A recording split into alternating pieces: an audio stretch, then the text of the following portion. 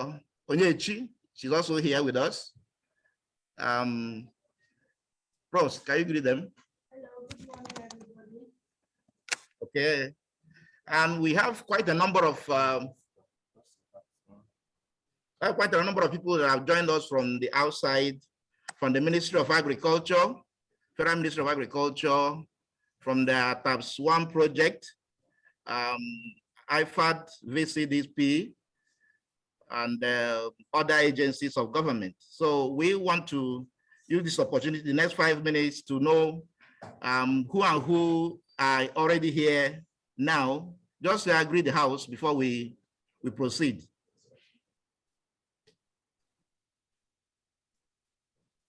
The people from ATAPS, anybody that have joined us already? ATAPS 1 project. Prime Minister of Agriculture. Can't you just introduce people? Introduce people now. Okay, okay. Hello, good morning. Okay. I am Onyekuru Alege.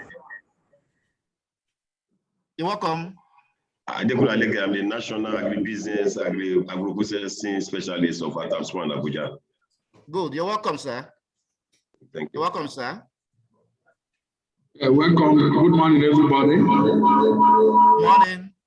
I'm Baromanus, the Zonal Program Coordinator at the normal zone. You're welcome, sir. Thank you very much for joining us, and we've talked about at length. And thank you so much for your support and cooperation so far. Any other person? Yeah, good morning. Good morning, sir. My name is Festus Iswako. I'm the National Agri Specialist at TAPS 1. Good, you're welcome, sir. Thank you. Welcome, sir. Thank you very much. Thanks Good for morning. joining. Good morning. My name is Boubacar Sise. I'm the TTO for Sorghum and Millet Compact, the TAT, based at Idris Mali. Welcome, sir. Thank you very much. Good morning. Good morning. I'm Yahuza Garbailo, Zonal Agribusiness Specialist at TAPS 1 Kebbi Sokoto Zone, sir. You're welcome, sir. Thank you. Thank you very much for joining us all the way from Sokoto. Thank you. Who else is there? Good morning. Good morning.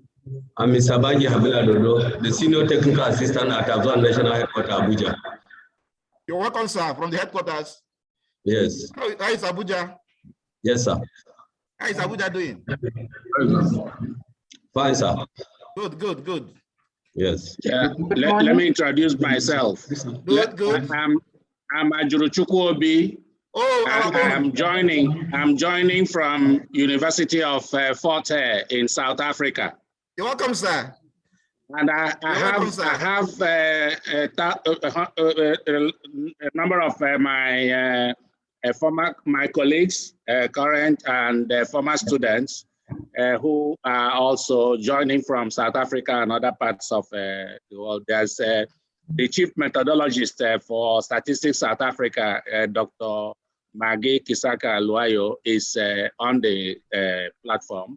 Good, and good. She works in Pretoria at Statistics South Africa. Thank you very much, sir. We're happy to see you once again. My student. Thank you. Thank you. Hello. Yeah. And a number of my students, honor students and master students are also on this site. Good, good, good. You're welcome, sir. Thanks for the good job. Thank you. Hello. Hello. Yeah, my own name is Hayes. Mr. Okay. Hayes Felix. It's a pleasure here. I am the Regional Director, Southeast Zone, Federal Ministry of Agriculture and Rural Development. And I speak for the Ministry of Agriculture, Federal Ministry of Agriculture. I'm represented in this program. Thank you. Good. You're welcome, sir. Thank you. Dr. Case, I'm happy to see you. It's a pleasure. During our discussion sometime, you told me that the guest lecturer was your classmate and the vice chancellor was also your classmate. So maybe along the way, it's a good platform for networking. Yeah. It's even good. I've seen Jonas. Yes, yes, yes. It's a pleasure. Thank you. Well done. How is the permanent secretary? I've seen you too. Oh, it's Joe's talking. Yes, yes, yes. Hello, colleagues. Hey, how are you? Thank you. You're welcome. Hello, colleagues. Yeah, hello. Hello, colleagues. My name is Eric Ebo. So my mentor. I want to especially greet the Dean of Faculty of Agriculture. And thank you, sir. Good morning. You're welcome, sir. Actually congratulate the faculty for this lecture initiative with special recognition to the efforts of the coordinator, Dr. NwaJesus. I want to give special thanks and special recognition to my colleague and friend, Dr. Jonas Chianu. Long time indeed. Thank you. Chianu is great. I sent you an email. I think you have to read that email before, after you. I already responded. Okay, thank you very much. It's a great pleasure for me. I responded and thank you for your kind words. Yeah, thank you and welcome. And greetings to all my colleagues at the University of Nigeria. Thank you. Prof, thank you very much for finding time to join us here, despite your busy schedule. Thank you very much. Hello? Yes? Hello? Yeah. I am Ben Onata. With ATAPS, Abuja. I'm the National Gender and Social Development Specialist. You're welcome, so ma. Join the meeting. Yeah, thank you very much, ma. You're welcome. Thank you. Hello, good morning, everybody. Good morning. Yeah, my name is Chianu Pascal Chibuzo. Hi. You're welcome, sir. Hello, everyone. Good morning. Good morning from Nairobi. This is Sylvester Oike, Lion 85. Wow. Chianu, great to see you there. And Eric. My pleasure, Sylvester. Yeah, Thank you. It's nice to see that old friends. We can see old friends online. It's great. Great lions, lionesses. Hello, Sylvester, I can't believe this.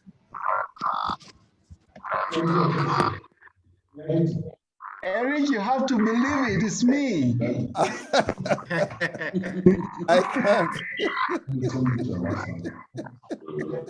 Yes, it's only yesterday. Wonderful.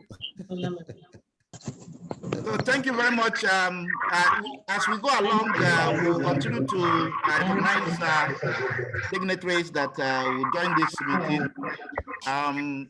I think we need to start. Hello, the house. We need to start as we go along. Those that join and have not introduced themselves, we go along. That will do so. Please, I think everybody should unmute themselves apart from the guest speaker. We can have one house. Yeah, thank you very much, everybody. At this point, I want to welcome the Dean of the Faculty to welcome us officially to this lecture. Dean, sir, you're welcome. Thank you, our able and address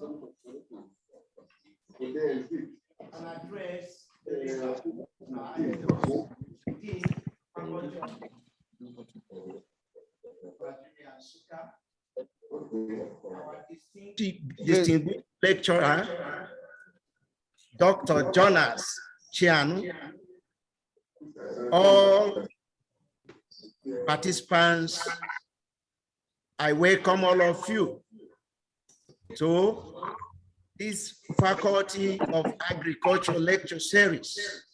The Faculty of Agriculture, University of Nigeria, Nsukka, organizes monthly lectures. It's a platform to showcase our current research, policies, and programs of our institutions and the other institutions and government that are aimed at boosting agriculture and food security in Nigeria. The purpose of the lecture series is to advance knowledge of cutting-edge research and practices that will feed into agricultural policies and planning in our country. One of the pillars of the lecture series is to share knowledge with critical stakeholders in and outside the country and work with them towards transforming agriculture in our nation. In this regard, we have decided to look beyond our immediate environment to bring together and collaborate with various actors in the value chain to key into the innovation-driven agricultural space.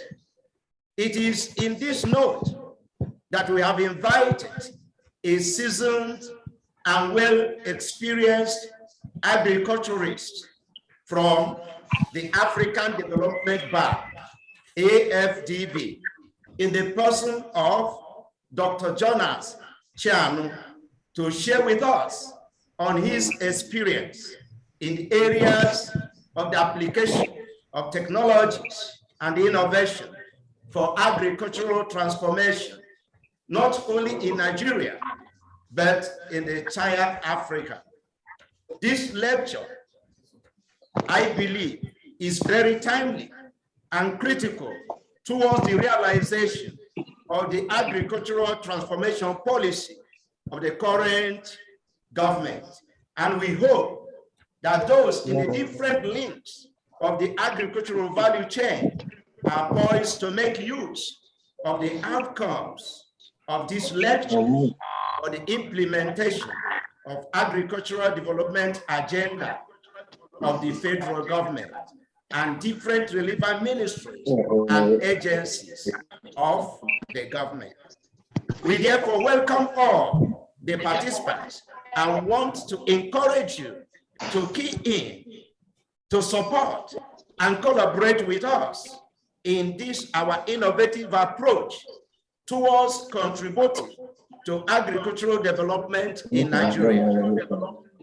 This can be in forms of material and financial support to enable us organize the monthly lectures physically and virtually, to support our postgraduate students with data subscription to enable them participate in virtual lectures, and most importantly, come up with your own lectures, which you think are key in this drive.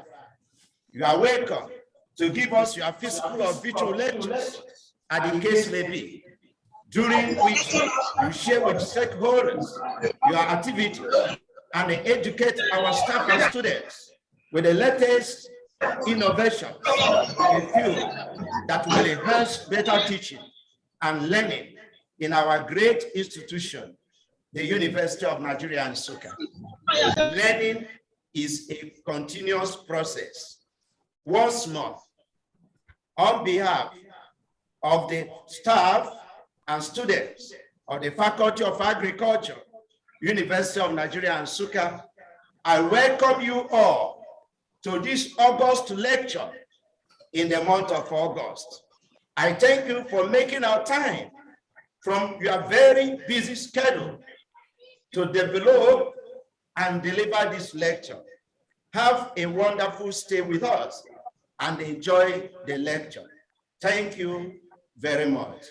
Professor Augustine Ani, Dean, Faculty of Agriculture, University of Nigeria, Nsukka. Thank you, the Dean, for that very sharp and informative welcome speech. We thank you very much, and we appreciate you. Thank you very much, everybody.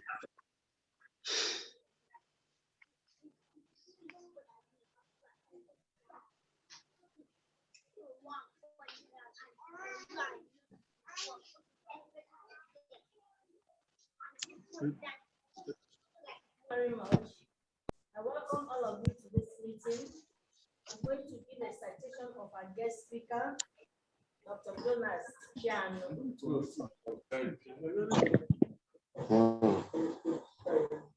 Jonas Chianu obtained a PhD in agricultural economics from University of Ivory, Nigeria. state, CAU, have.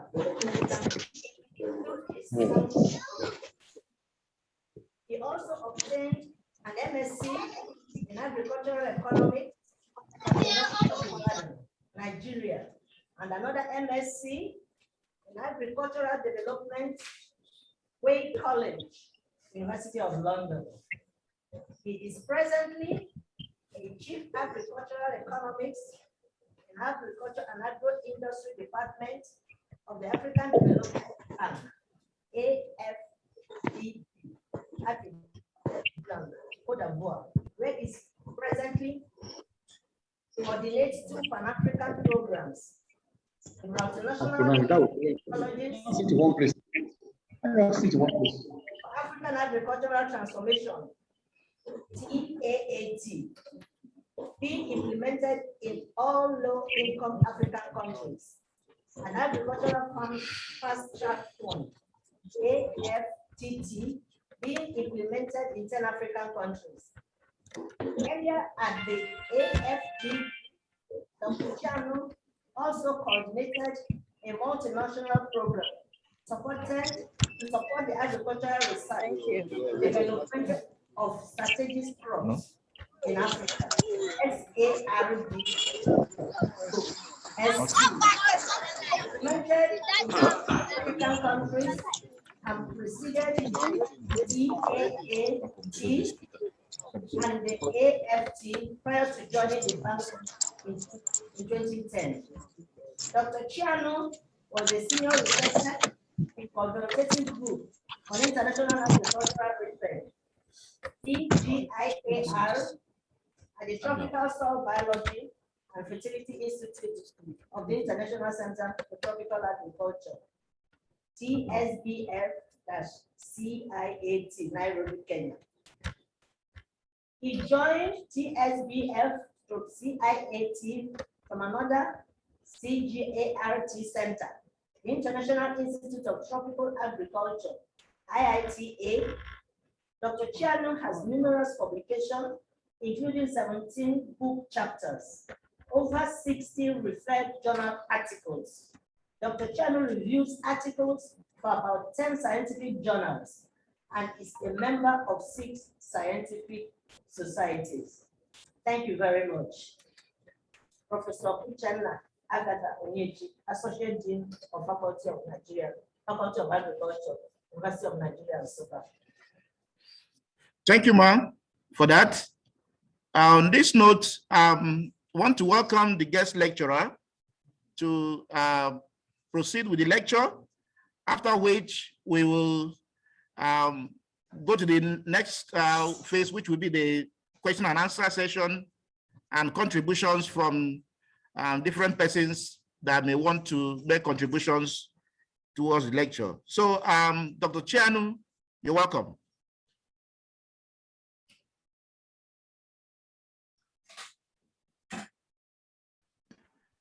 Thank you very much, the moderator, and thank you, the Dean, for the excellent introduction. And then I want to recognize members of the ecosystem of the technologies for African agricultural transformation present here. Then I take on the protocols. The Vice Chancellor, the University of Nigeria, Nsukka, Professor Charles Igwe, the Dean, Faculty of Agriculture, Professor Goldstein Oboneani, the Associate Dean, heads of departments and professors, directors and coordinators of ministries and agencies of the government here present. Ladies and gentlemen,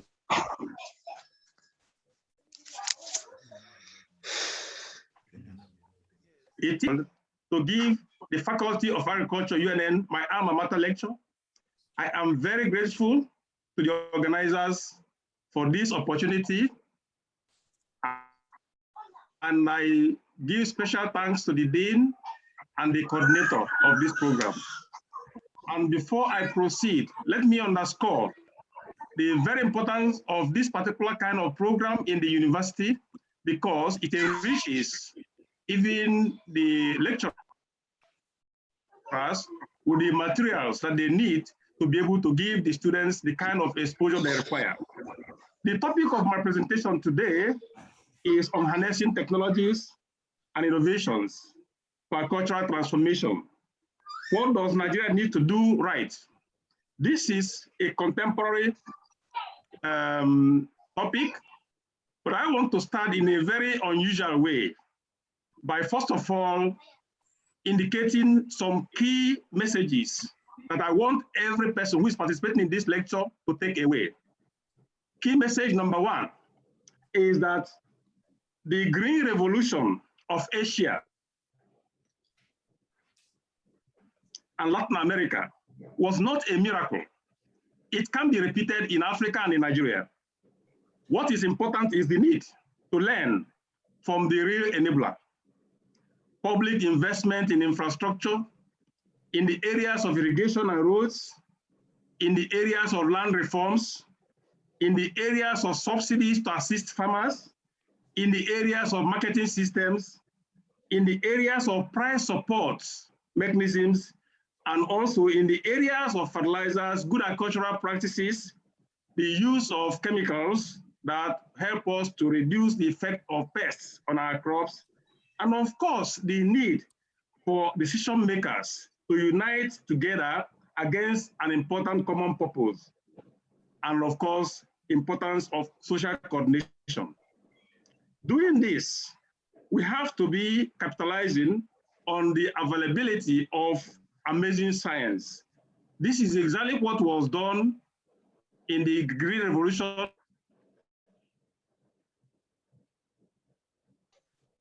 Asia and Latin America, and the amazing science. And you will agree with me that Dr. Norman Bullock, who was instrumental to this, believes so much in the potential of Africa and Nigeria to feed itself. Key message number two is that impactful technologies and innovations can lead to agricultural transformation in Nigeria, and they are all available in all areas of agriculture. Key message number three is that developers of agricultural technologies and innovations must, from the onset, incorporate elements of scalability. And that implies making sure that the outputs of science is top quality, making sure that there are clear added values, and ensuring early participation of government, because for scalability, you must involve government because government has resources in terms of human and material resources. Now, otherwise, if you don't take care of these things, then you can be sure that there will be limited adoption of those technologies. And if there's limited adoption of technology, then it means that whatever input was put in developing those technologies would have been a waste. Key message number four is that technologies and innovations can only have effect if and only if they are adopted. Key message number five is that there is a strong need for a shift in mindset of scientists, of university lecturers, of extension staff, of the private sector decision makers, the government, and donors. And that is towards co-producing knowledge, collaborative priorities, and common and joint testing of technological options. This is very important. Key message number seven is about that the messages conveyed to farmers about agricultural innovations must be easily accessible, they must be understandable, and also they must be reliable. Key message number seven is that key group of factors that influence technology uptake, like the technology motivators, the complexity of technology, the purpose,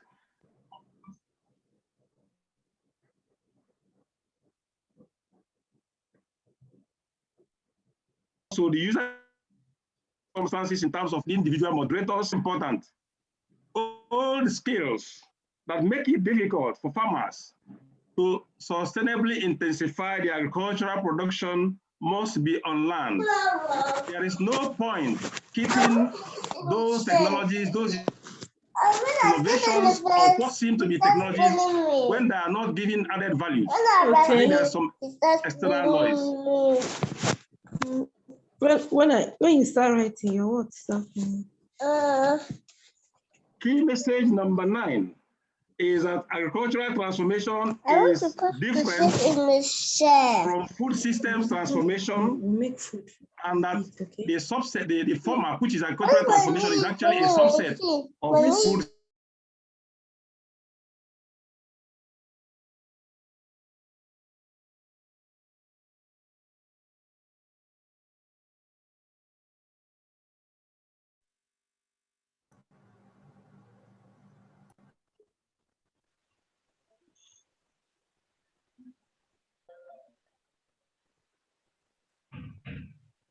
I wonder why this thing automatically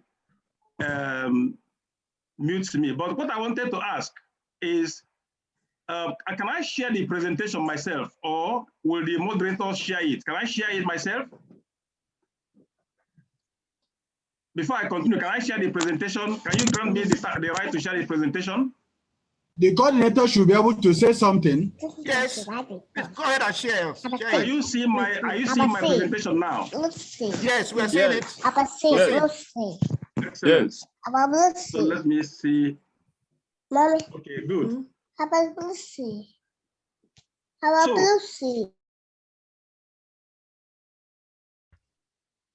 Please, can the mother of that baby get hold of that child? But the host should be able to mute. Hello, sir. Can you unmute yourself now? Yes, nobody can hear anything. I mute myself. Yes, I mute myself, but somehow I still see that it comes up again on itself. We are fine to go now. Continue. Go ahead. Is it okay now? Yes, yes. Yeah. Is it okay now? Yes, sir. Yes.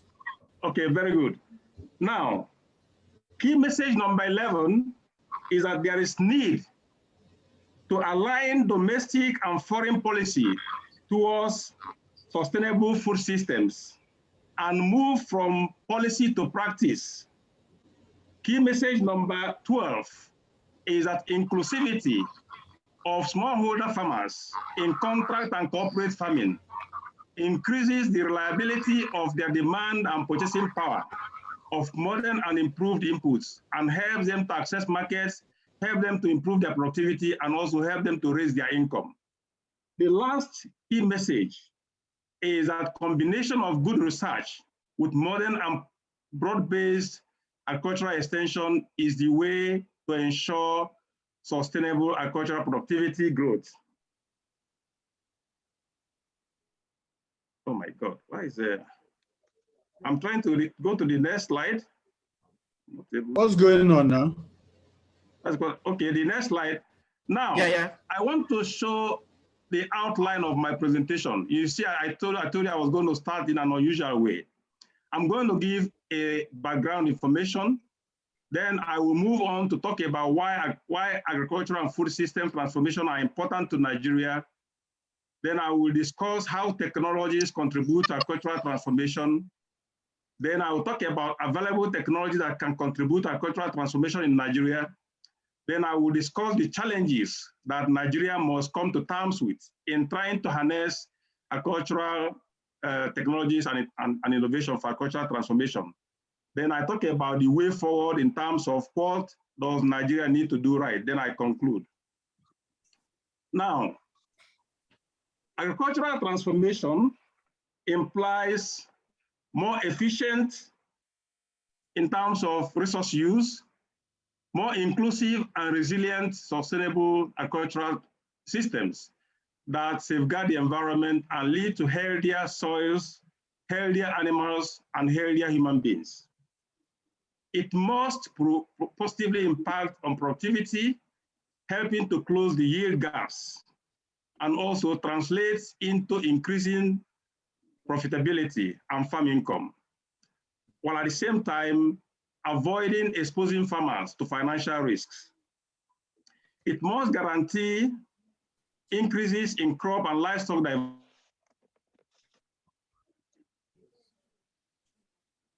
capacity, food, and nutrition as positively affect human health. Now,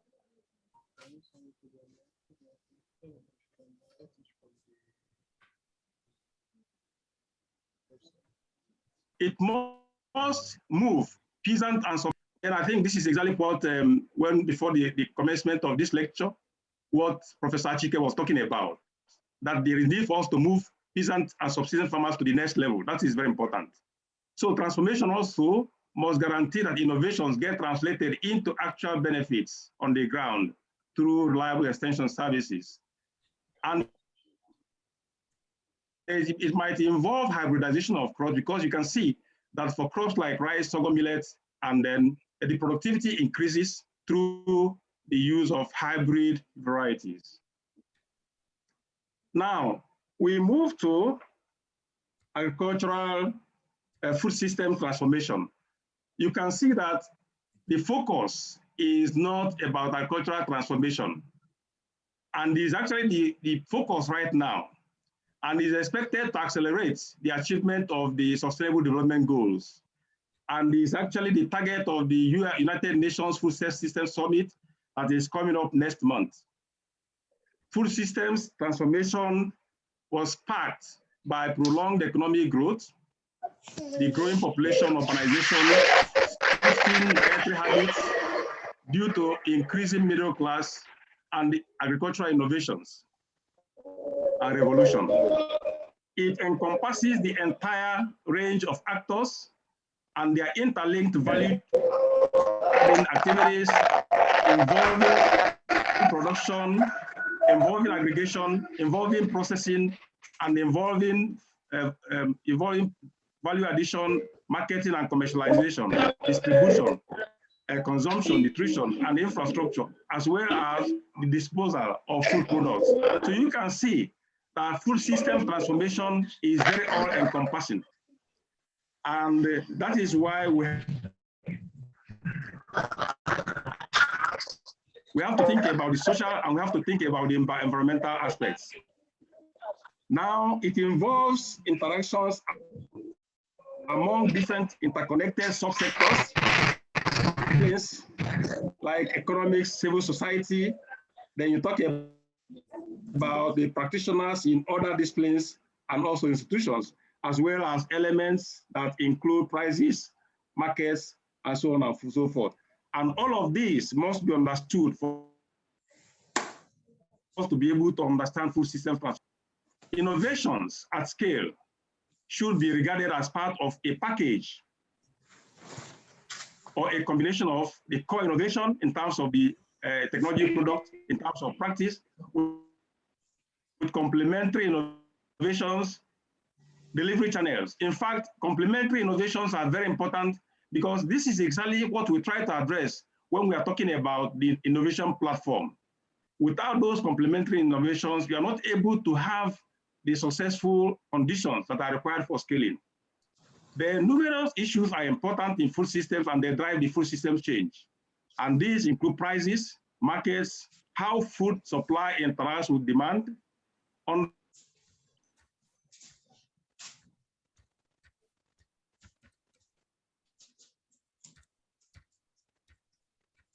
the influence of prices and policies, environmental for policy responses,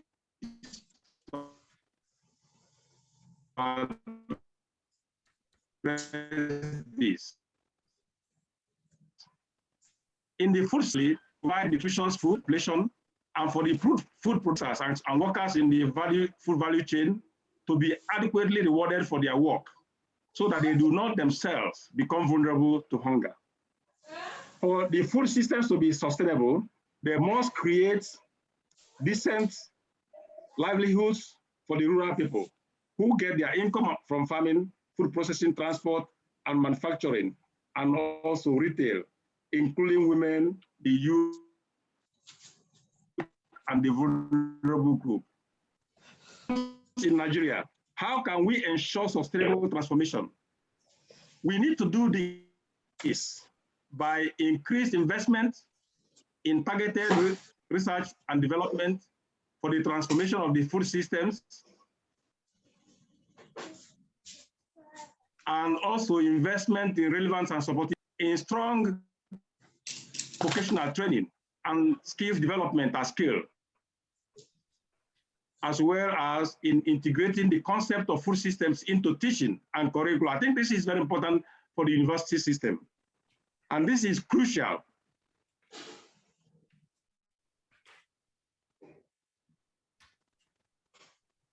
to harness the country's youth dividends and ensure that the has deep understanding. Nigeria must invest in new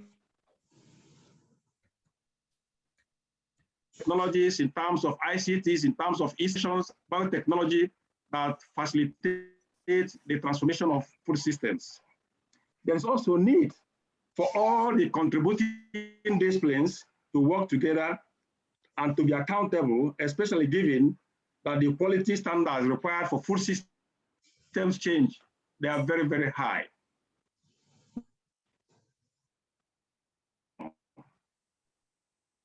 And their food systems connect, and the complex and linked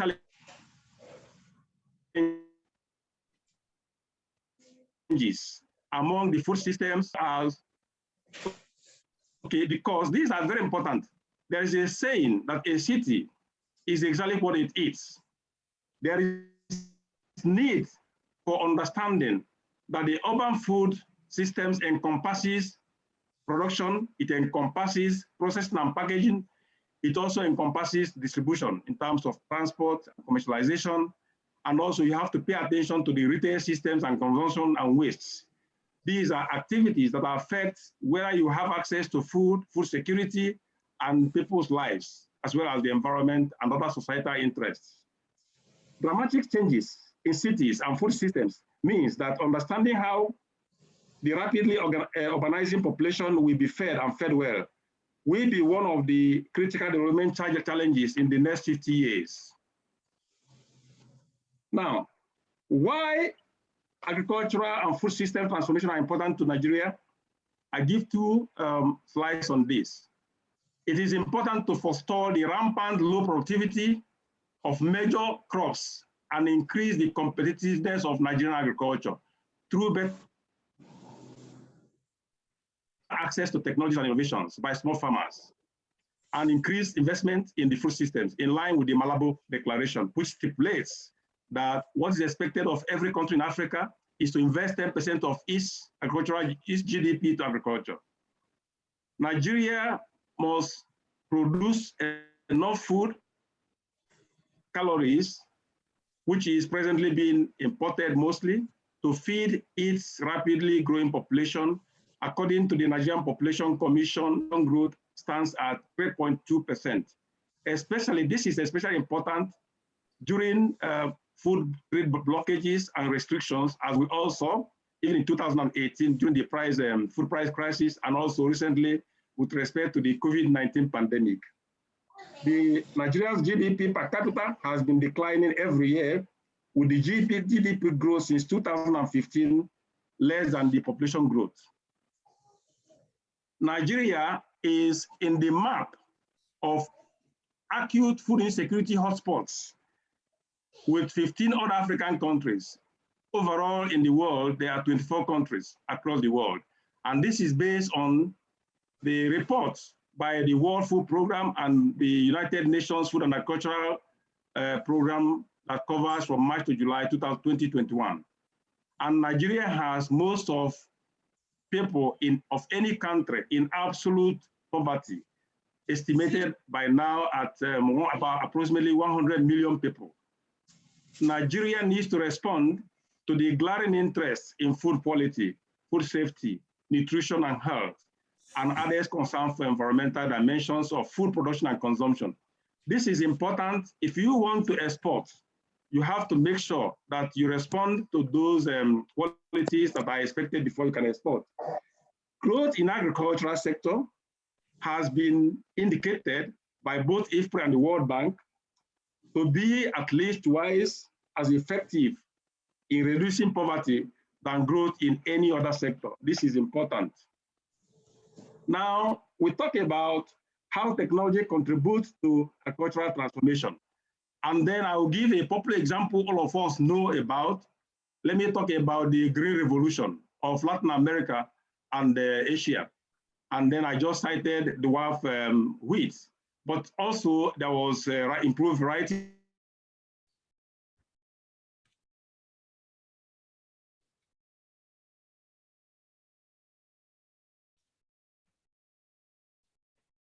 Rice, and these are all the things that led to the green revolution. Necessary for our infrastructure that are transformed. And I example from Spain, and they compare producing tomato under an open field condition and producing it under a closed system farming, where going from open field from a yield of 4 kilograms per square meter, now you are able to get 80 kilograms per square meter. And this is about 20 times more. And the result shows that you're actually producing more with less inputs. Then I come back home to Africa to talk about what we are doing under the auspices of the Technologies for African Cultural Transformation. And I give an example of what has happened in Ethiopia and in Sudan. Through the use of the heat-tolerant varieties of wheat, Ethiopia and Sudan, they were able to move their productivity from about 1.5 tons per hectare to 3.5 tons per hectare. And it was so dramatic in Sudan that Sudan actually moved from 14% self-sufficiency in wheat to 40% self-sufficiency in wheat. And they have been investing much more because of the regional approach of that. The Sudanese private sector that has been producing certified wheat varieties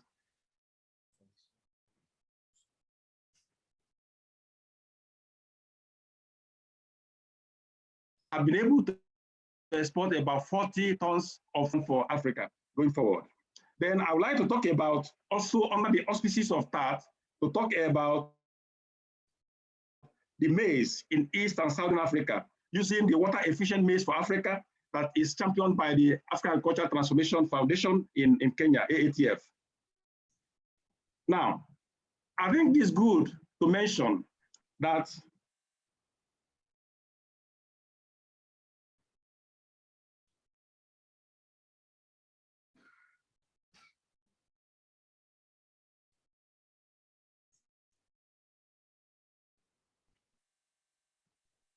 cultural transformation in Nigeria are all over. And you find them in the areas of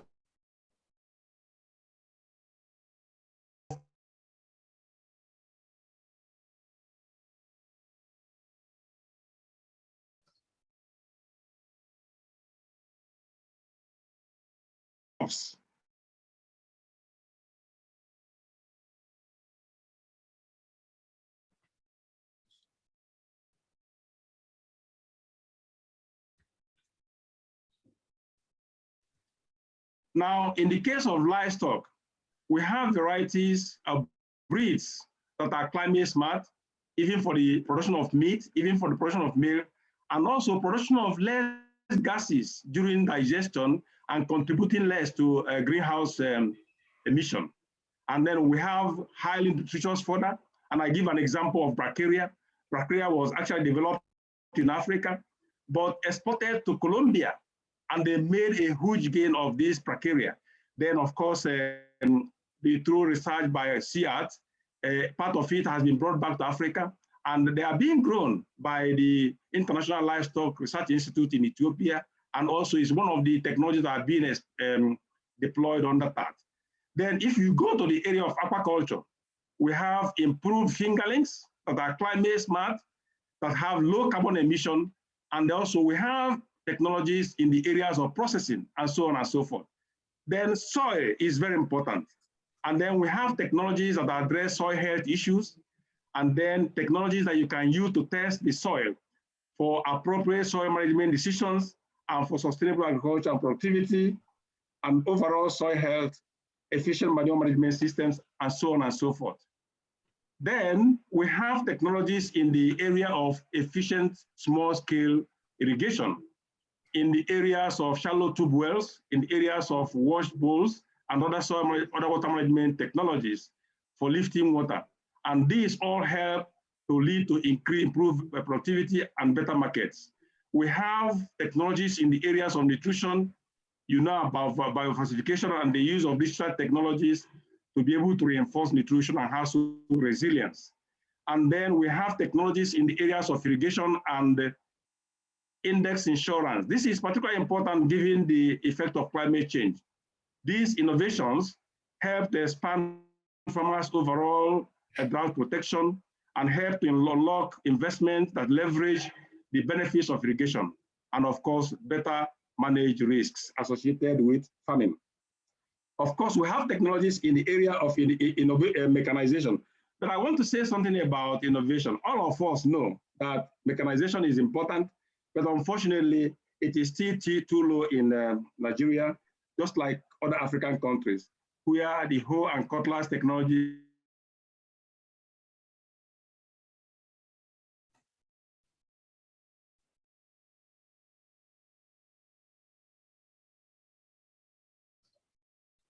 dominate. So there is need to move available technologies in the area of climate smart agricultural technologies in terms of seeds, in terms of breeds, in terms of fingerlings that help farmers to build resilience in the face of climate change. Then all of us are aware of digital agriculture that help us in many ways, including to provide weather advice that the farmers need a lot. And of course, soil health innovations and technologies. And then importantly, we talk about integrated soil fertility management, ISFM, and its effect on agronomic efficiency. We will see more of this. And then talk about sustainable intensification. Biofortification is about breeding of nutrient-dense crops that will make it possible for people to get nutrients from the food that they usually eat. And of course, it is important to talk about the innovation platform, or what some people call multi-stakeholder platform. Now, the multi-stakeholder platform is very important because it brings all the players along the value chain to be able to discuss the mutual benefit that they stand to benefit from. Now, I'm going to give some deep dives on each of these available technologies, starting with the climate smart agriculture. The climate smart agricultural technology helps to reduce weather volatility and the climate risks, especially in the absence of insurance services. Examples, like I have indicated before, include heat tolerance varieties, and then we have to have improved agronomic practices. They also help to address the negative impact of recurrent droughts. Examples include innovations that are related to planting of cover crops, planting or covering of topsoils to prevent or limit heat transfer to the soil and protect compost from washing off easily. But let me say something about this planting of cover crops. All of us know for a long time, even from the time we started learning agriculture, that cover crops are important. And the need to cover the topsoil, they are all important. But you see, sometimes some of these things that are important, they become commonized and not practiced. And then this undervalues some of the key benefits that they have. Now, the next is a deep dive on digital technologies and digital agriculture. These are tools and infrastructure that we use to multiply impact exponentially. And then they help us to develop farmers' database. Because if you want to help the farmers, you should be able to know where they are. You should be able to know what type of commodities that they are embarking on, and then it will help you to target them properly. They also help us to support advisory services and service delivery, farm-level solutions related to precision agriculture, and access to markets and finance for farmers and also aggregators. They help us with the supply chain and distribution systems, and digital information can mitigate many of the challenges facing supply chains, thereby improving farmer livelihoods and profitability of agricultural enterprises. And they help us to make a significant contribution to pests and disease surveillance for effective management response. Now, digital technologies support the growing and marketing of crops, mostly by the aggregators, the processors, the exporters, and also for them to be able to collect and analyze data easily. They help in the areas of enabling real-time and by the smallholder farmers with minimum travel and transactional costs, especially when the roads are bad. Overall, they help the smallholder farmers and the rural economy. They also help in technology transfer, knowledge management, input and output marketing, smallholder network.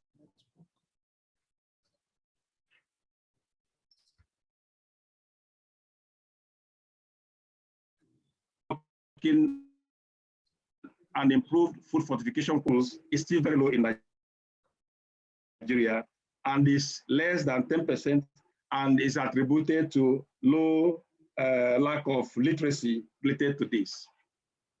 So we need to do more because that's where the world is going.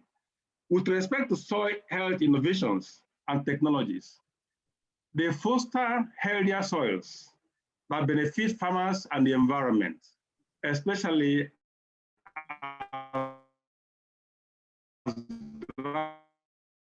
drought and flood. The soil is able to continuously function as a vital living ecosystem to sustain plants, to sustain animals, to sustain humans, as well as it can store more carbon, taken in by plants as carbon dioxide, but return to the soil when the plants die. And it helps to release the required nutrients for plant growth and improved soil structure. Efficient soil management is a useful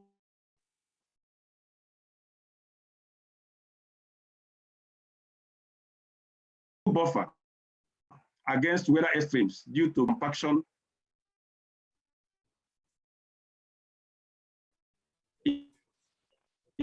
improved crop rotation, use of compost seem to be very useful. So we will keep talking about them so that people can make use of them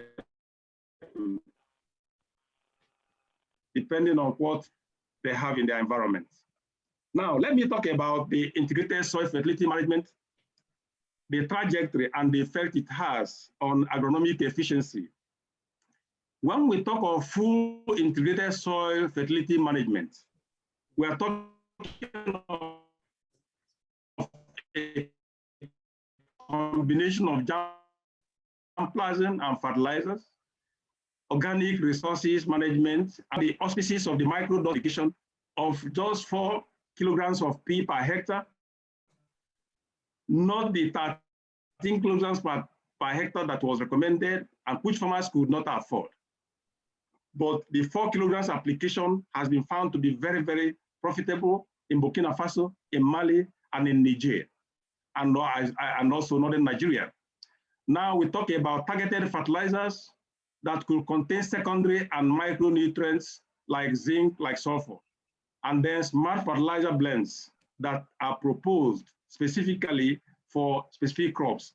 And I would like to let you know about a particular one that I got used to when I was a researcher under the Tropical Soil Biology and Fertility Institute of SEAT, that is called Mavuna, and it was propounded in Kenya for days. The effect was tremendous. You can easily design maize plants, and it leads to increases in productivity, in soil carbon stocks, and in yield stability.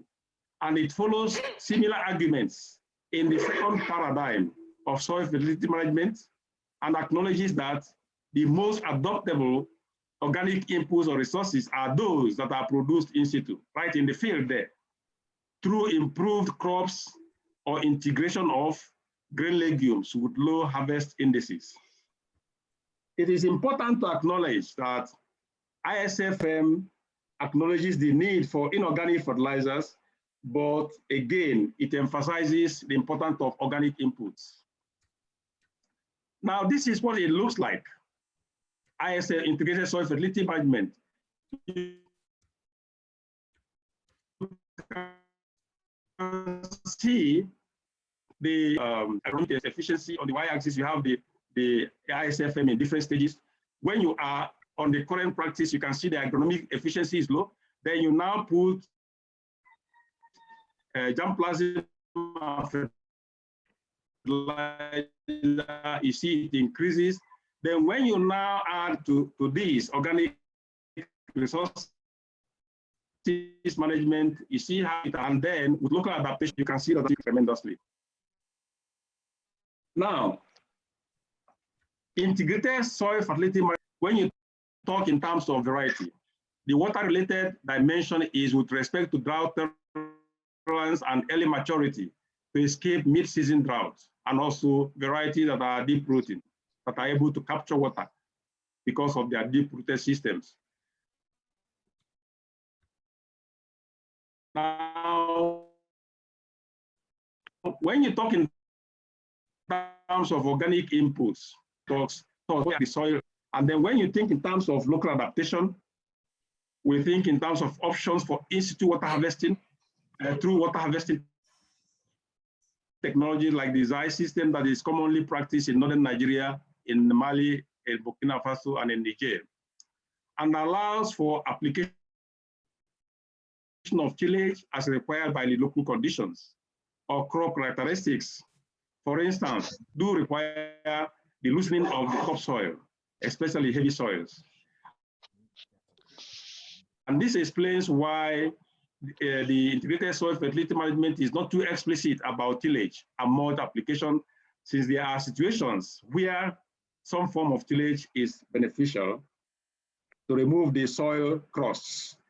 So leaving crop residues as mulch cannot happen if the soil requires some tillage.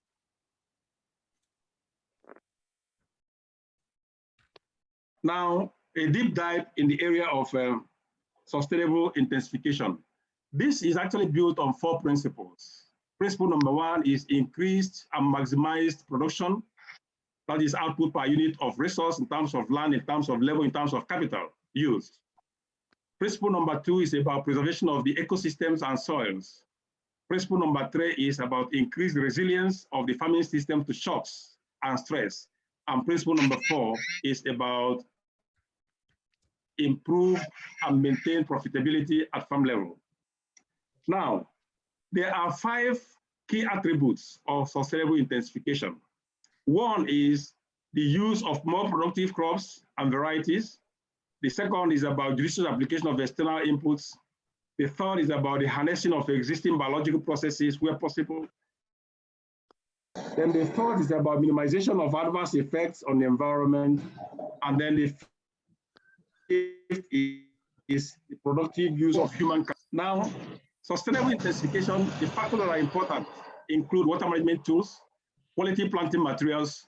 You have to have tools for pest and disease management.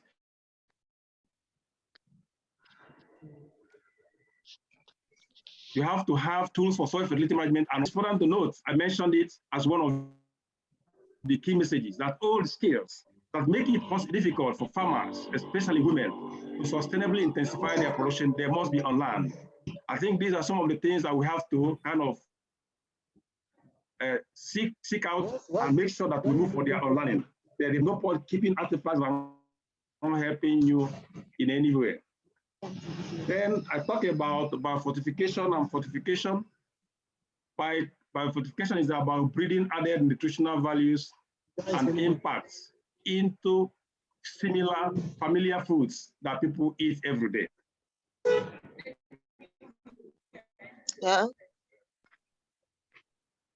They are widely recognized as an and spearheaded starting in the year 2003 by the International Food Policy Research and the CF managed biofortification challenge renamed the Harvard Plus.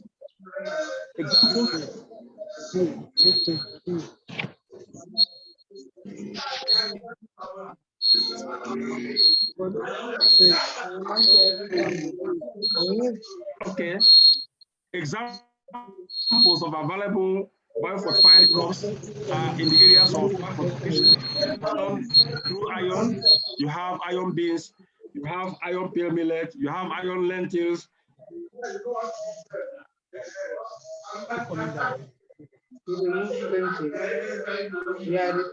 We have iron cow.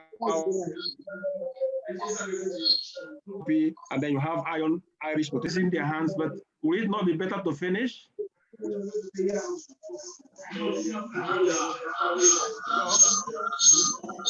Hello, moderator.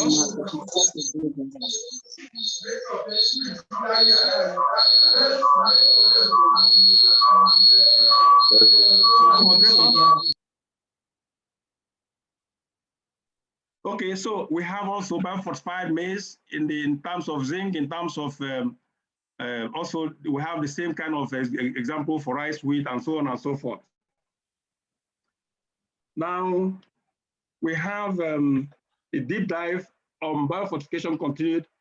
Biofortified and fortified foods have a significant impact on improving the nutritional intake and health of a population. However, this must meet the government issue standards related to quality and safety.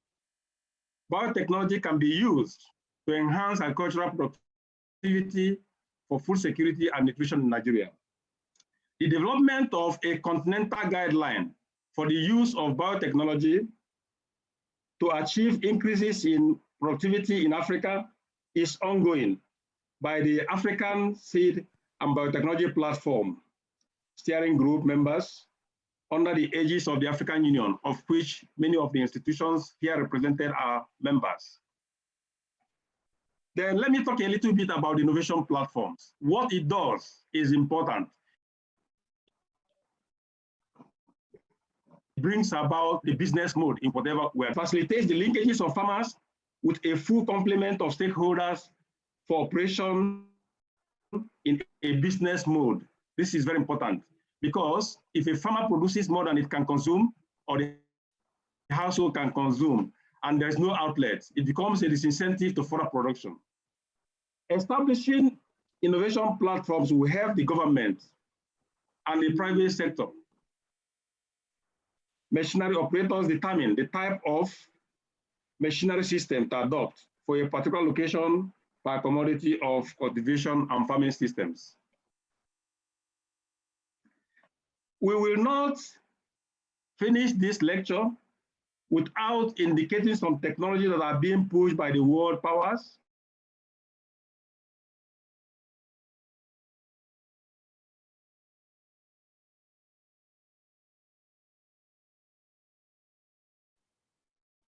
But also indicating its growing population. But let me say something more than this.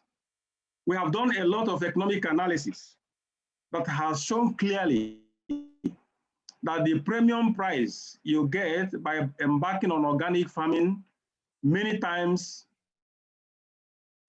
is not able to underwrite the reduction in. There are so many NGOs that have been working on this, trying to ask farmers to produce organically.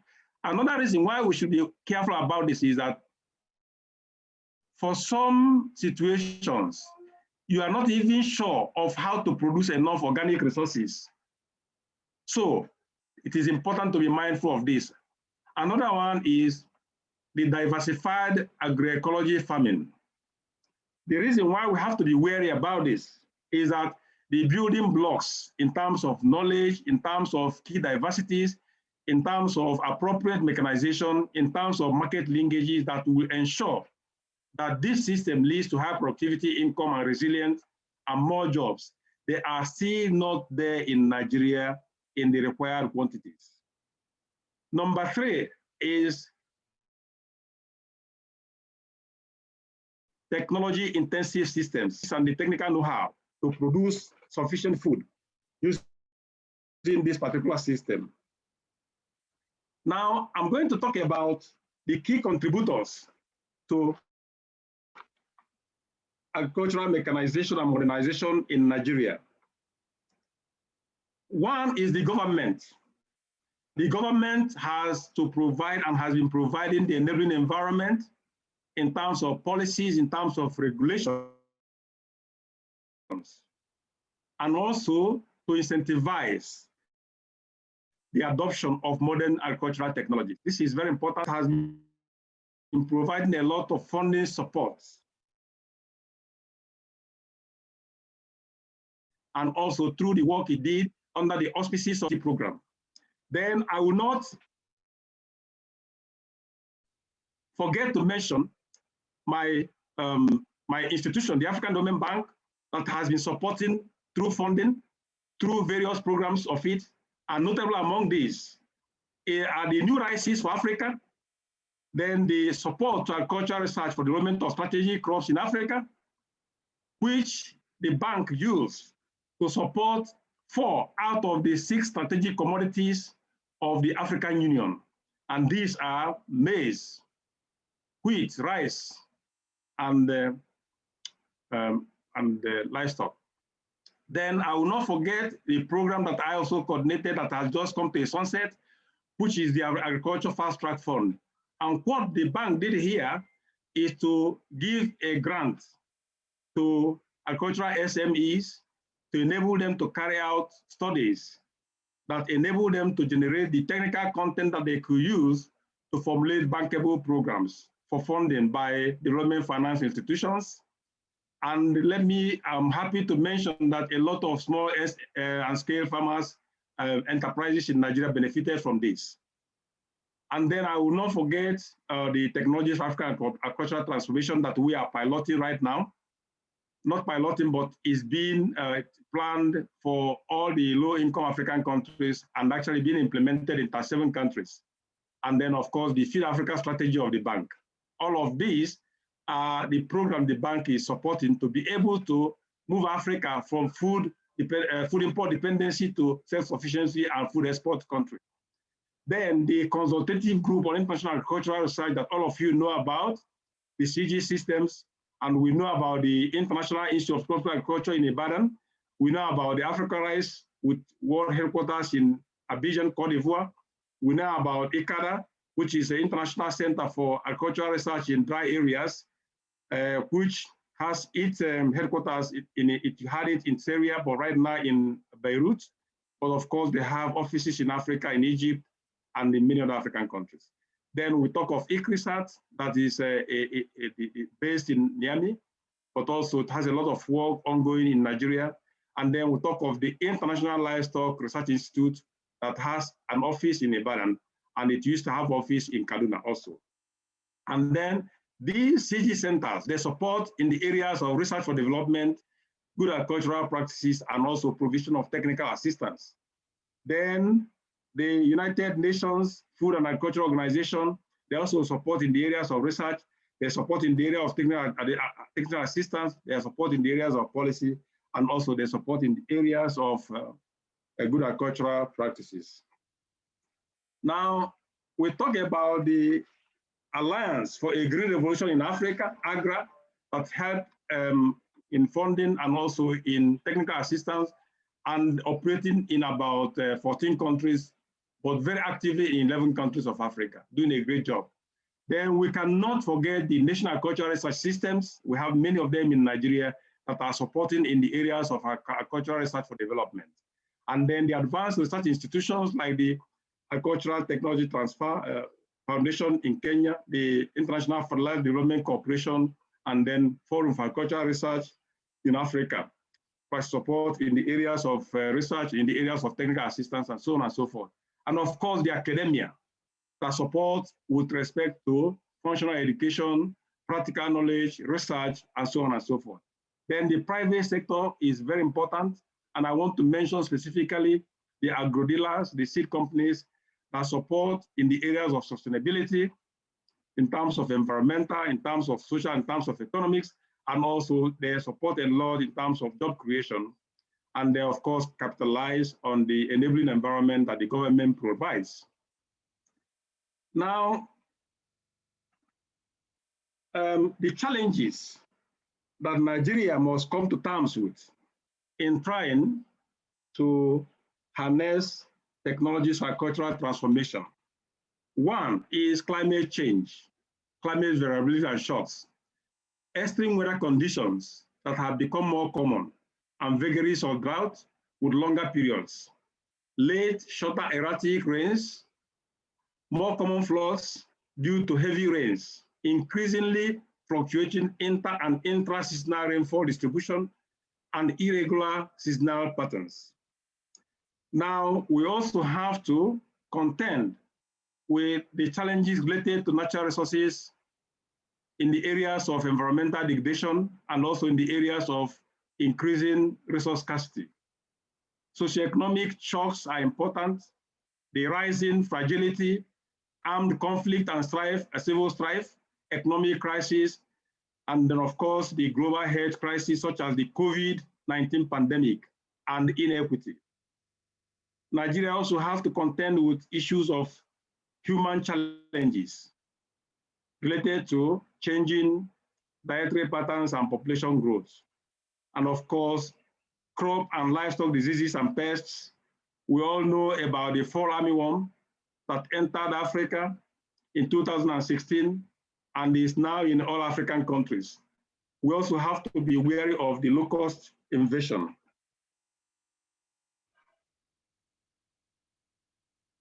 Now, the way forward, what Nigeria needs to do right. I think the most important is to be mindful of the need for economic diversification. When you have one source of income, like Nigeria depends so much on the resources coming from the oil, petroleum. If anything happens to that particular sector, then you are done for. And this is why Nigeria must be mindful of the need to diversify.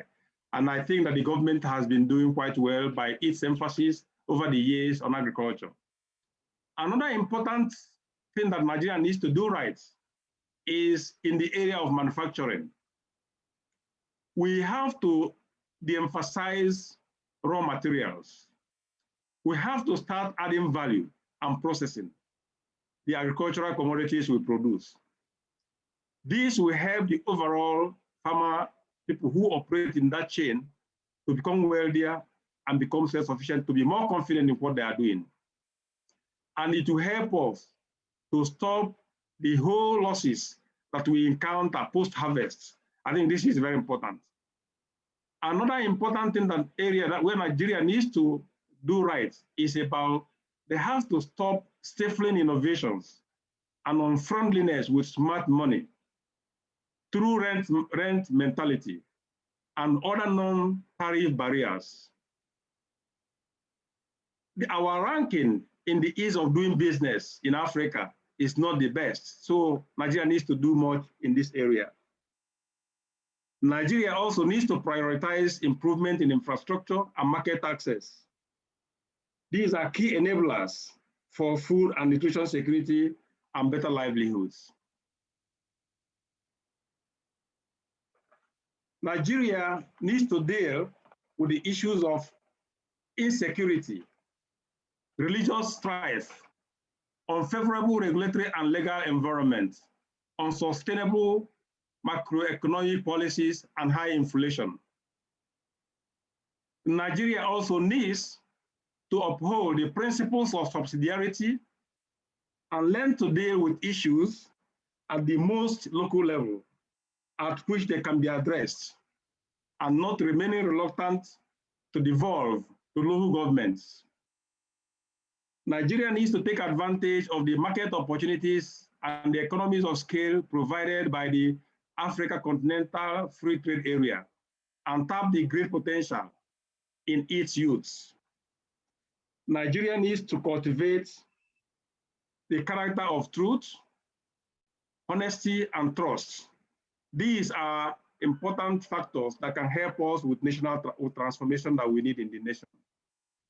So, in conclusion, I would say that harnessing available technologies and innovations for agricultural transformation holds great promise for Nigeria if the mindset is changed by all the stakeholders and the right preconditions are set. Thank you very much for listening.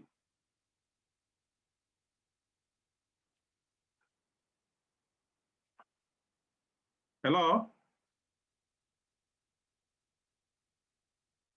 Hello?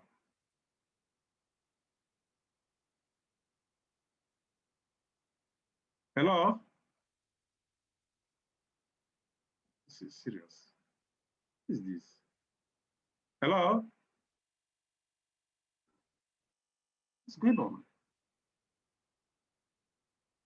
Hello?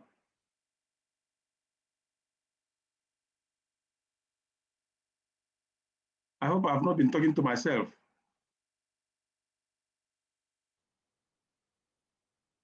Hello? What's going on?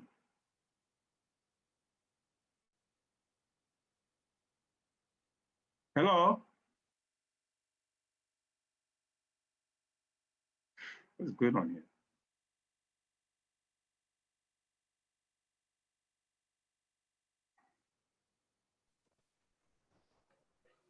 We are with you, sir. It's just Yeah, I finished. Yeah, okay. I was just hearing no response, but I think I'm done.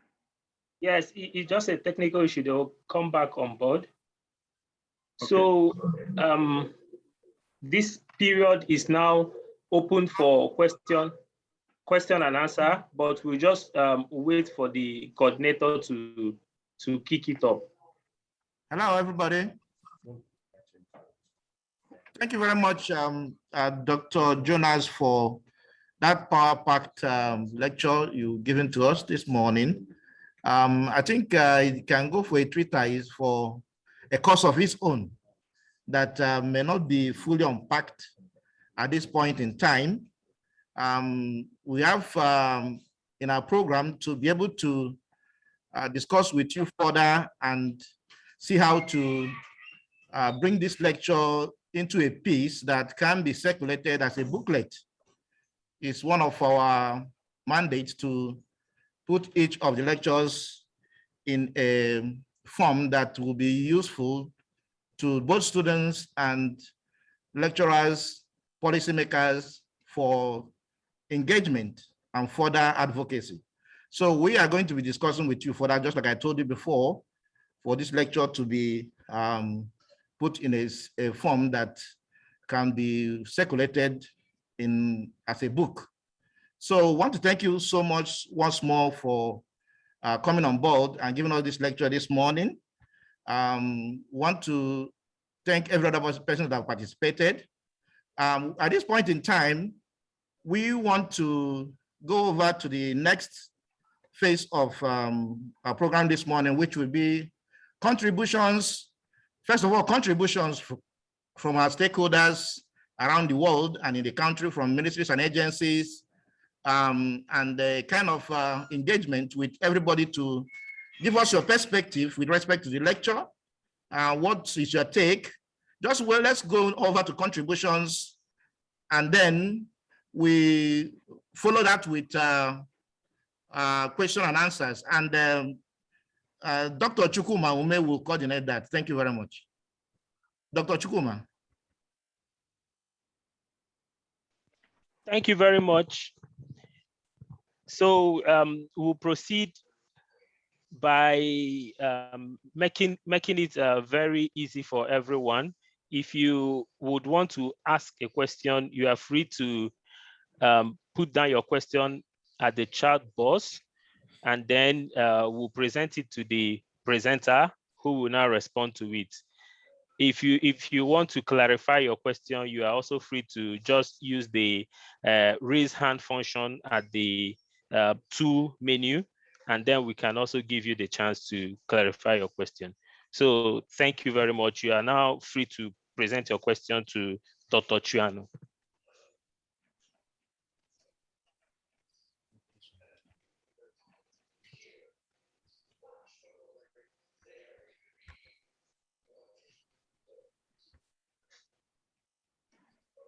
There are some hands that are up.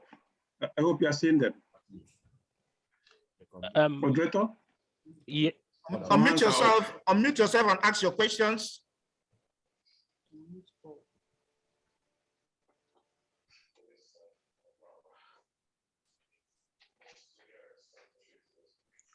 Okay, we'll start with Okechukwu Chuemeka. So you can unmute yourself and ask your question. Unmute yourselves and ask the questions. Yes, I am here. Thank you so much. My name is Okechukwu. Yes, I have unmuted myself, and you can see me. Yes, yes. My name is Onyekuru. I'm speaking from Coal City University in Enugu. Dr. Chianu, thank you so much. Dr. Chianu is one of the visiting scholars in Coal City University, specifically in the Center for Entrepreneurship Development. Now, it has been a wonderful lecture that we have received this morning. I am particularly interested, sir, among so many other revelations in your treatise, on the technology that improved yield from 4 kilograms per hectare to 80 kilograms. How was that, and how can we apply it in our own context for food security in Nigeria? And what especially can the universities do in that context, introducing such technology to our people? Thank you so much. Again, Onyekuru from Coal City University.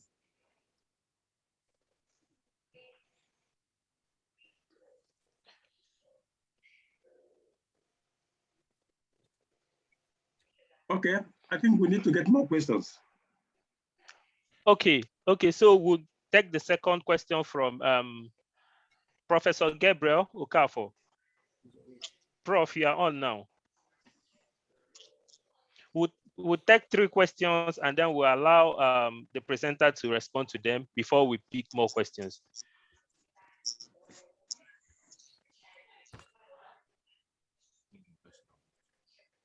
Prof, you can unmute yourself and ask your question. Professor Gabriel Okafor, ask your question. Go to the next if he's not. Okay, Kristen Iwuchukwu, please, can you ask your question? You can unmute yourself and ask your question.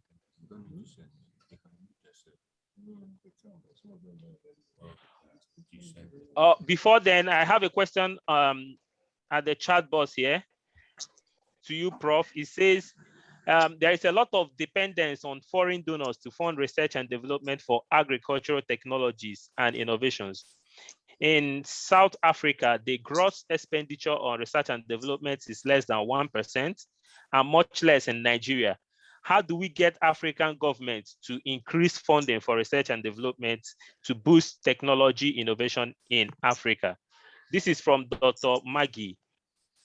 So,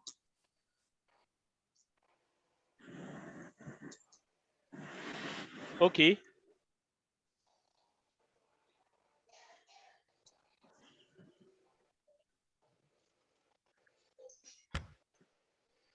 Okay, you want me to respond to this? I have seen that Professor Gabriel hand is still up.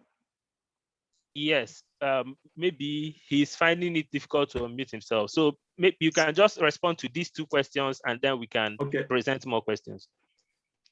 Okay, thank you again, the moderator. I am really pleased to respond to these questions. And yes, from my boss at Coal City University, Director Onyekuru. Well, you know, one of the things that we so much believe in is the power of science, technology, and innovations. Before answering the question directly, let me tell you about the process that led to the technology that we are deploying under TAT, the technology for African cultural transformation. You know, every time people talk about technology that are in Africa that are all on the shelf, and then we kept wondering, when will they come out of those shelves? Now,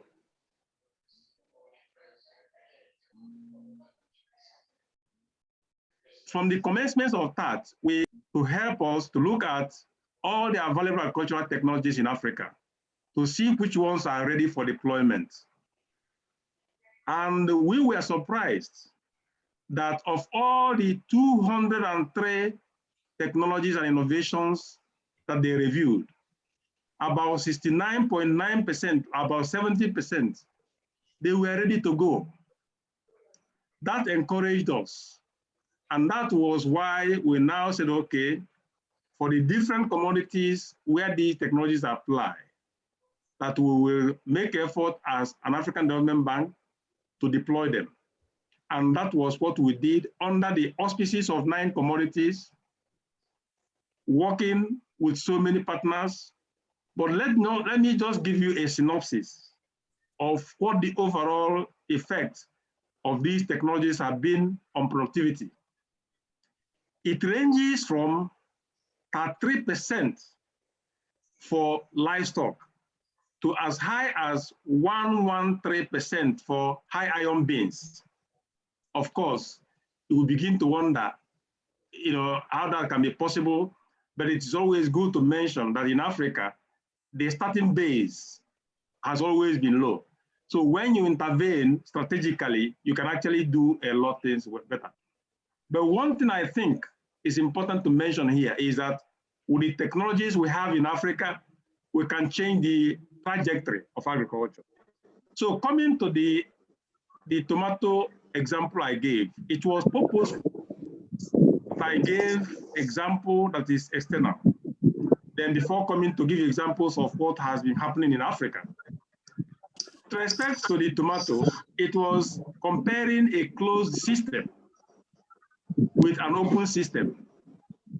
In an open system, there are so many things you contend with, especially pests and also diseases. But in a closed system, which we have, I am sure there are so many of them at the University of Nigeria in terms of greenhouses. You can actually create a conducive atmosphere that will forestall some of those things that undermine productivity in an open system, and then you are able to shower your productivity. And I think the greenhouse practice is something that people need to think about, because under the greenhouse, you can actually create a conducive condition that you require to increase productivity tremendously, and also prevent the incidence of diseases and pests. So that was actually then you are asking how universities can help extend such technologies. I have been interacting with my colleagues who are lecturers at the University of Nigeria. And I want to mention specifically the crop breeders. I've been interacting with Professor Michael Ogro in our forum, where he said he has some improved varieties of different commodities. And then I was instrumental to asking him that we need to get some of those varieties out to start expressing themselves under farmer conditions. And actually, I was targeting to use some of the platforms of the Mary Agricultural Enterprises that is in Udi, and which is being led by Bishop Ernest Obodo, who is connected to this particular lecture. There are some side noises.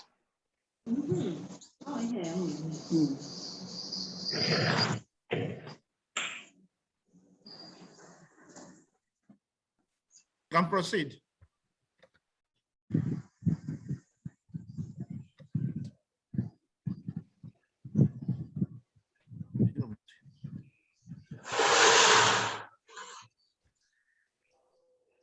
Jonas Chianu is the one talking.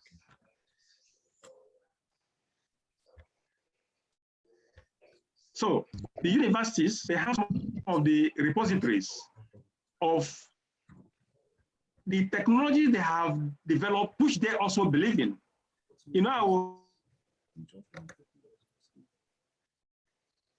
An example of my interaction with Professor Mike same year. But what I think, if you don't get those things out, they will never be useful to the people that you work for to develop this. And whatever money, resources spent on this is a waste, because remember,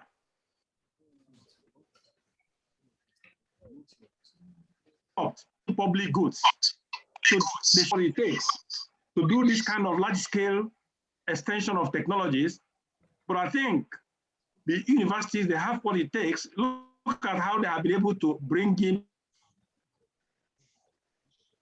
people from the ministries. So they are able to also liaise with those people who work on extension in the ministries and also the private extension workers to be able to get some of the technologies that they have developed themselves to use by farmers. Now, with respect to the dependence on donors to fund research in Africa, it's a pain point. I can tell you it is a pain point, and it is one of the things that we have been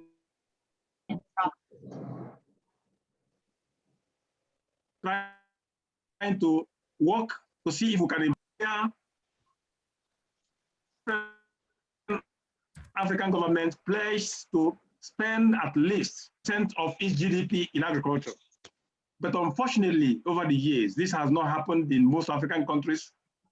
And what we have on record is that most of the countries spend between 1% and 3% of their GDP on agriculture. And it's not enough for us to be able to fund the research that is so important. If you don't fund the research, it means that you think that food just lands on the table without effort. No, it doesn't have to. Because I can tell you, give you an example of what happened with cassava mealybug. Cassava mealybug was going to take food out of our mouths, but for the intervention of IITA in the late 1980s and early 1990s, that they were able to breed parasitic wasp, and they were able to use airplanes to release these things across Africa. That was how cassava was safeguarded. And I can tell you, there's a lot of benefit in research, because from this particular intervention, the benefit cost was 100 to 1. So you can imagine that the benefit is so huge that if you channel the benefit to further research, then institutions like IITA can actually use this for research for hundreds of years. So we will keep preaching, but let me say something about what we are doing now at the African Development Bank. We are trying to establish a facility that will sustainably help to fund agricultural research in Africa. It is in the making, and we are just hoping for the best, that this facility will come alive, and that will mean that there will be a more sustainable way of helping researchers and universities in Africa. Thank you. Thank you very much, Doc. There is this important question at on the chat box, but I don't know if Professor Okafor is ready with his question. Professor Okafor? If not, he said, hello. Ugochukwu. Okay, no, bro. Yes, it wasn't that I couldn't talk, but the control facility could not unmute me. I couldn't control it from this side. Okay, I couldn't unmute myself because it was blocked from your side. So, well, I just brought it up for us to take note.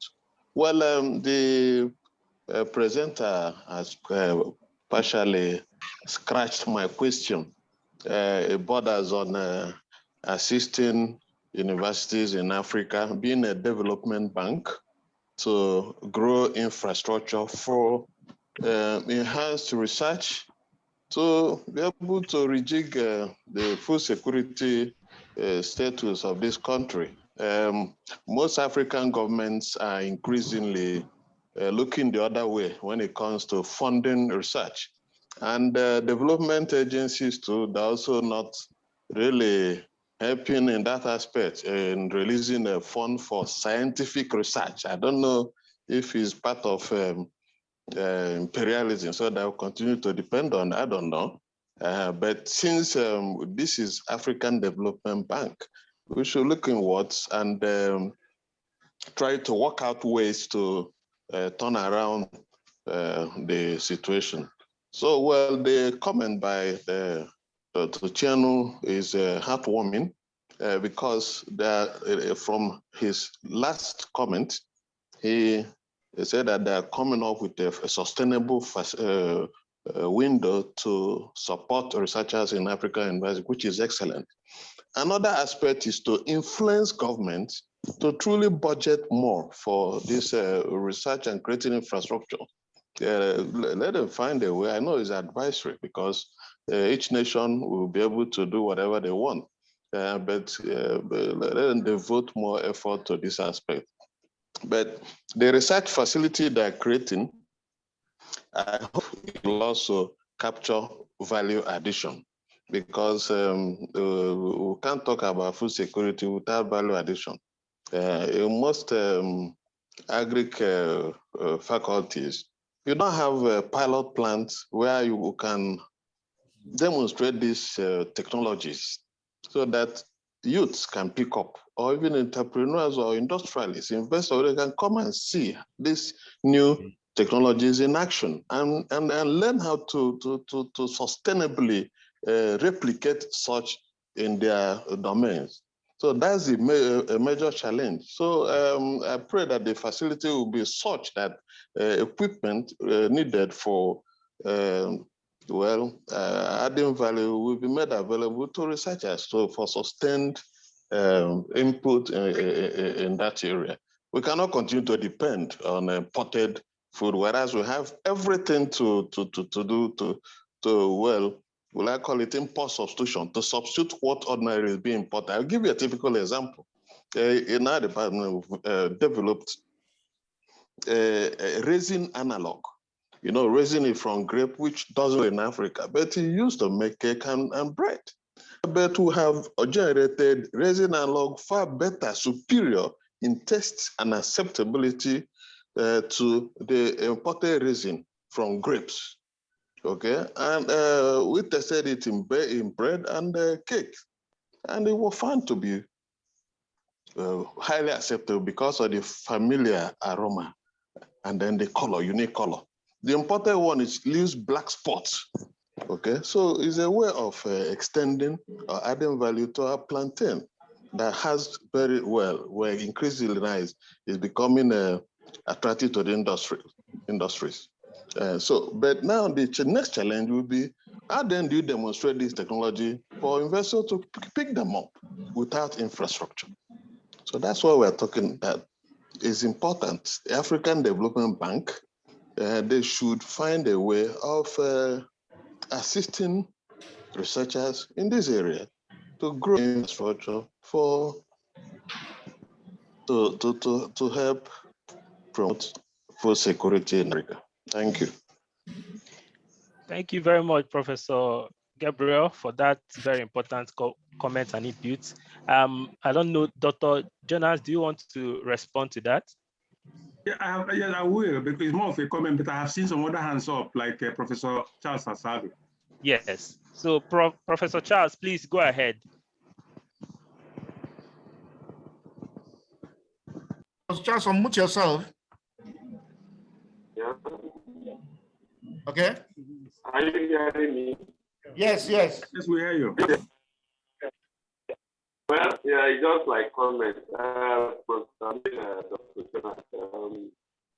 your lecture, of course, I don't think whether we expect less than what you presented. Having gone to, this place and then all the reasons all the language. So I commend you anyway for the lecture you presented. The statement you made last year at the African Development Program and supporting research. I also commend you for that because a lot of us expect such support from African Development because we could get information about millions and millions and millions of dollars they dish out here and there. I think Nigeria should remember that Nigeria will speak for that matter. Secondly, of course, I know you have some information on how our local farmers are suffering. And we know that the majority of food is presently comes from the local farmers. The African Development Bank is a program of helping them. Because sometimes all these loans we talk about in Nigeria, for instance, they are not accessible to them. We still have information about, what for instance, getting a plot of land, a yard of it, is not difficult. And that is the major problem. So I expect that if you are there, you have that information on how to help us to even produce, to use technology, and they don't have resources to even implement. Not another problem. So thank you very much for making us that. And we also think that your presence will help us in the restoration of agriculture in the country. Food is number one. But I must say, they are just saying things that some people want to hear, some don't want to hear. Because if I use the word they see, maybe I'm going to estimate. But I'm telling you, it's not fair to the public. Yes, but I want to mention about organic farming. It's one thing that, it is good to say, okay, to do. But the problem that you enumerated is how to actually producing enough to be able to, even drop 1 hectare land. You know what I mean? So that's why integrated soil management program is the option. All the time, government has a way on the back of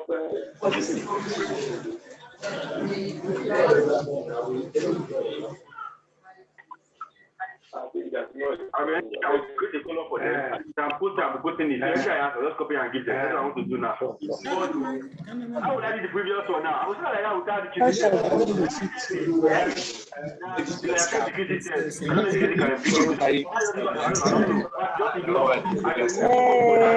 Please, can you mute yourselves, please?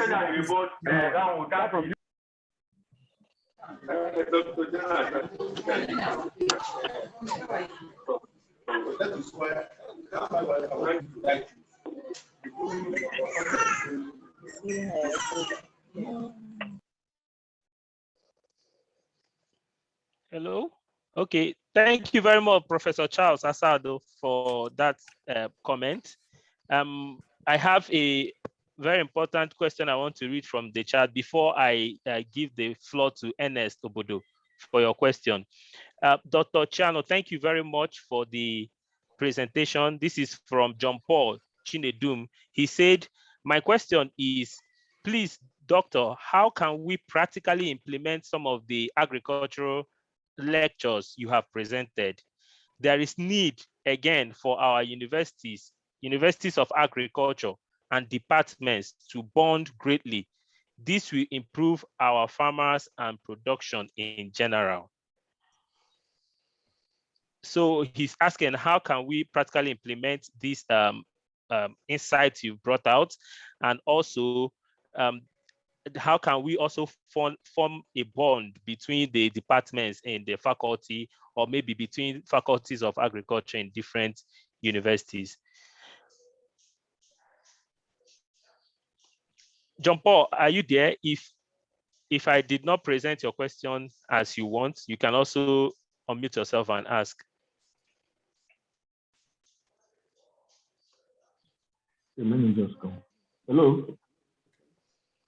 Yeah, go ahead, please. Hello. Okay. I actually asked that question because even though Dr. Chianu, even though he has made the research and the findings, lecture or classroom lectures are different from the practical aspect. And he said he got 80 kg and on a hectare. There is need for us to kind of step down those insights, those things we just got up, those technologies you mentioned to our farmers. We need to transfer those technology to our farmers so that we can improve our production. Then secondly, you know, universities, as a Department of Agriculture in the universities, I think what they do, what they carry out, or the researches they carry out sometimes is different from what is in the field. And I don't know if they do go to the field to actually investigate what is on ground. So there is need for a what we call this relationship between the farmers or the programs. Some of these programs like APAPs or DCDP who are practically with the farmers. There's need for a synergy between the university actors, and the program beneficiaries and those carrying out involved in those programs. You understand me? Thank you.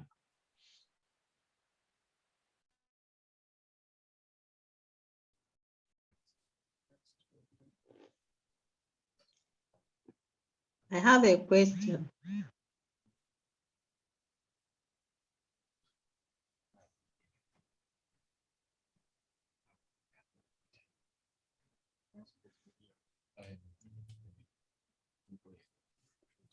Hello?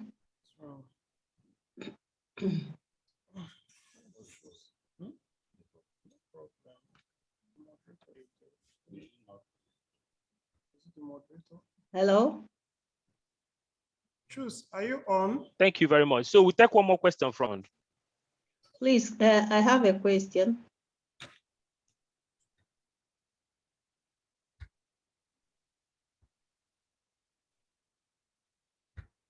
Hello?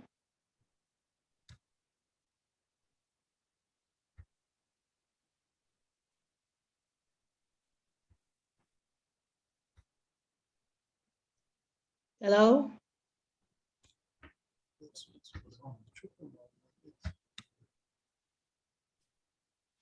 I have a question. Dr. Chukwumaobe, are you on?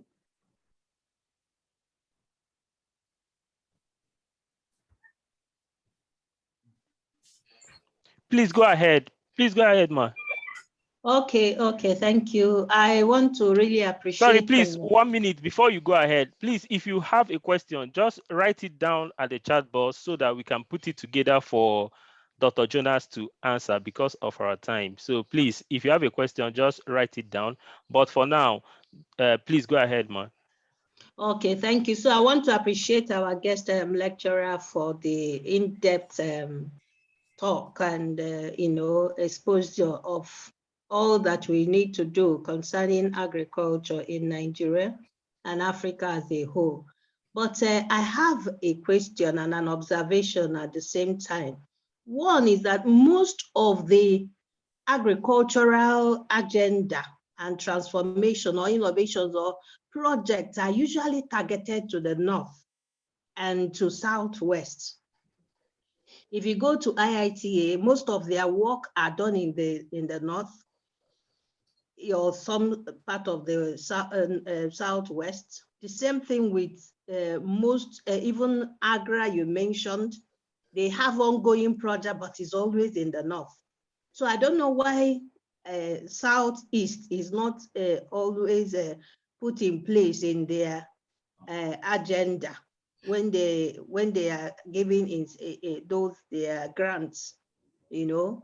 Then secondly, I want to ask, is it possible that we have a collaboration between the University of Nigeria and maybe your own, will I say your bank or your own immediate jurisdiction in the bank, so that we can have some proposal, you know, to harness some of the things you talked about. And thirdly, I want to say that our Faculty of Agriculture needs a lot of help. We need a lot of help. Our greenhouse are not in good shape, even for growing any crop in the greenhouse. Even the faculty building, we really need a help from the bank. So is there a way you can assist us directly as a university, as a faculty of agriculture, in providing some of this infrastructure that we need? Because our labs have issues, so we really need assistance from the African Development Bank in terms of infrastructure development. Thank you. Thank you very much for that. So I will leave Dr. Jonas to respond before we move to the next phase.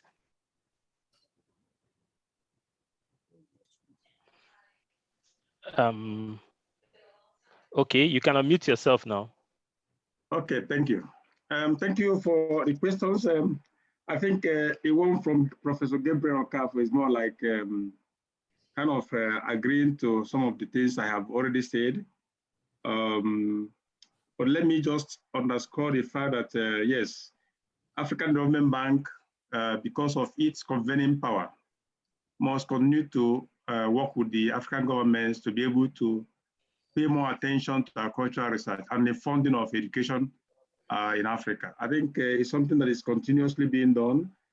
And under the leadership of our present President, Dr. Akinwumi Adesina, who was your agriculture minister, I think there has been some successes, but it is a push that needs to continue. I did not quite understand some of the questions from Professor Asadu because it was not very audible, but if it is about how to help small farmers to get loan directly from the African Development Bank, that one is difficult because what the bank does is that the bank is very conscious of not trying to crowd out the private sector. So what the bank does is to provide what we call on-lending grants to some development finance institutions like commercial banks. And I know that many of the banks in Nigeria, they have been participating in this. I know precisely of the Union Bank, I know about the Eco Bank. But one thing I know is that the report we keep getting is that it has not been able to solve the problem of collateral security that has continued to be very difficult for small-scale farmers. But there have been instances where the bank has a program that goes directly to small-scale SMEs, like what is the case in the agriculture fast track that I was telling you of that Nigeria benefited from. We looked for some small-scale agricultural enterprises in 10 countries and funded them, but not for operational funding, but just for studies. But I can tell you the importance of those studies. Many of them, before our assistance, were not able to formulate bankable proposals that commercial banks can look at and fund. But the studies we funded included market research, included feasibility studies, included environmental and social impact assessment and all those kind of things, including also financial restructuring. And then once those reports are out, they were now able to use the contents to be able to formulate bankable proposals. But I can tell you that based on our own research and estimation, the leveraging that was attained was that for every $1 that we spent in those studies, those small-scale agricultural enterprises, they were able to leverage $26 in commercial funding. That is heartwarming. So it doesn't happen very often because even the agriculture fast track I was talking about, we implemented it with all the extensions from 2013 to up to 2020. So, and the fund was provided for on-lending or on-granting to us by USAID, Darida, and CIDA. So it happens occasionally. So I believe that that is it. Then with respect to how to practically apply the content of this lecture, the whole essence of this lecture, in my mind, is not for it just to be buried. No, I think it is for practical application. because some of the content of this lecture, especially also with respect to soil fertility management, there are things that people can practice even in your compound gardens to see how they work. Like when we talk of the essence of covering the soil or the use of manure, mixing it with inorganic fertilizers, these are things that people can do. I remember my late brother, who was a retired headmaster. He was practicing integrated soil fertility management. He used to dig holes several months before he would plant his yam. And then he would keep putting in household manure in those holes. And every time he planted his yam, the tubers he harvested was so different from what you can get around. So it is not intractable to practice some of these things. The whole essence of this kind of lecture is not at all for theory. And I believe that the university, as much as possible, I remember that when I was there, we used to have this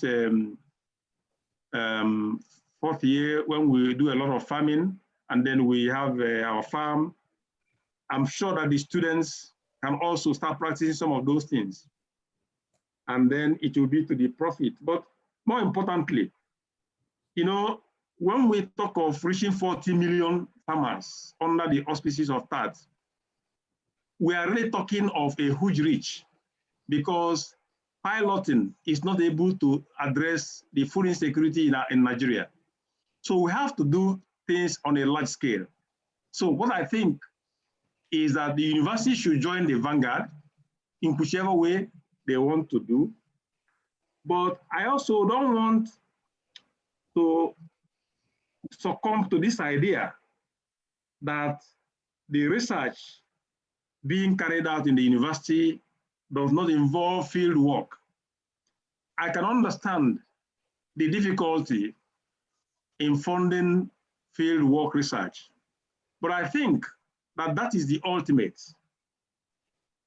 How the university can overcome this, maybe they won't have enough resources, but I think they can do this by looking for very strategic collaboration. Very strategic collaboration.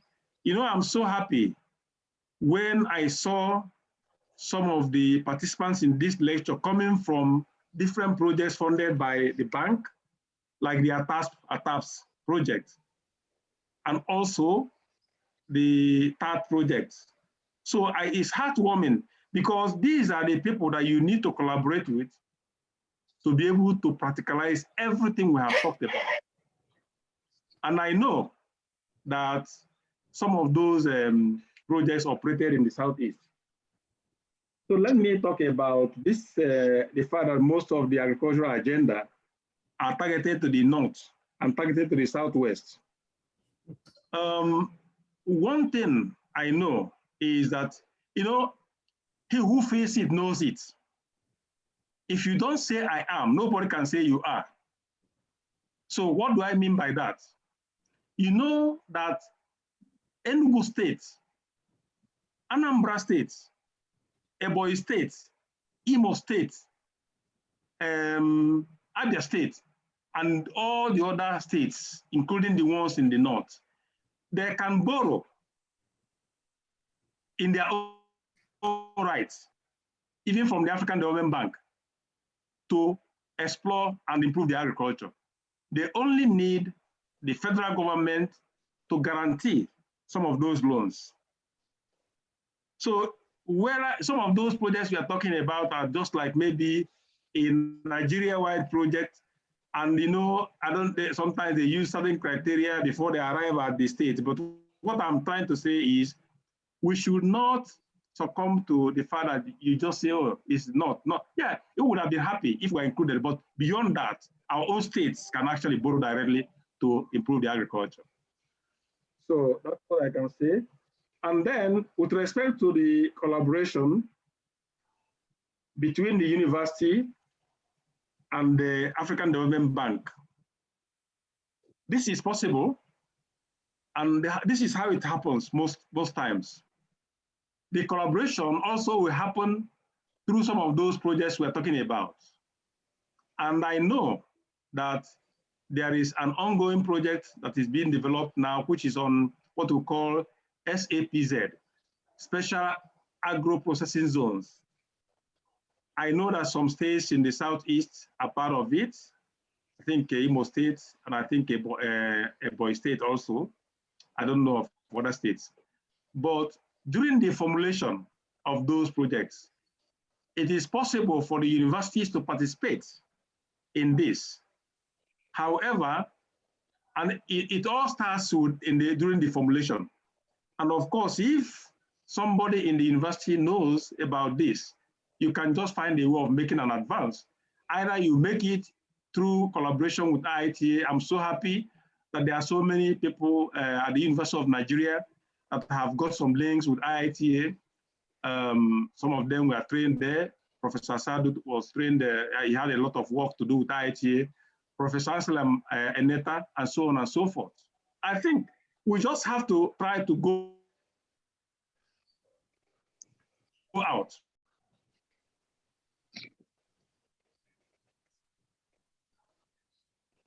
Try to go out. Look for collaboration. And one thing I want to collaborate among themselves. United we stand, divided we fall. And then even it helps you to reach out, to see some of these opportunities to collaborate and start doing something that is very, very encouraging. But let me say this. Some of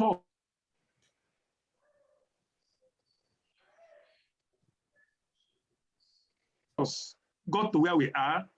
Professor Felix Weke, late Professor Felix Weke, when he was our head of department, he was the one who paved the way for us to have industrial attachment at the IITA. And that was the commencement of everything myself personally have done. I benefited from that and I capitalized on that to do other things. So it is possible.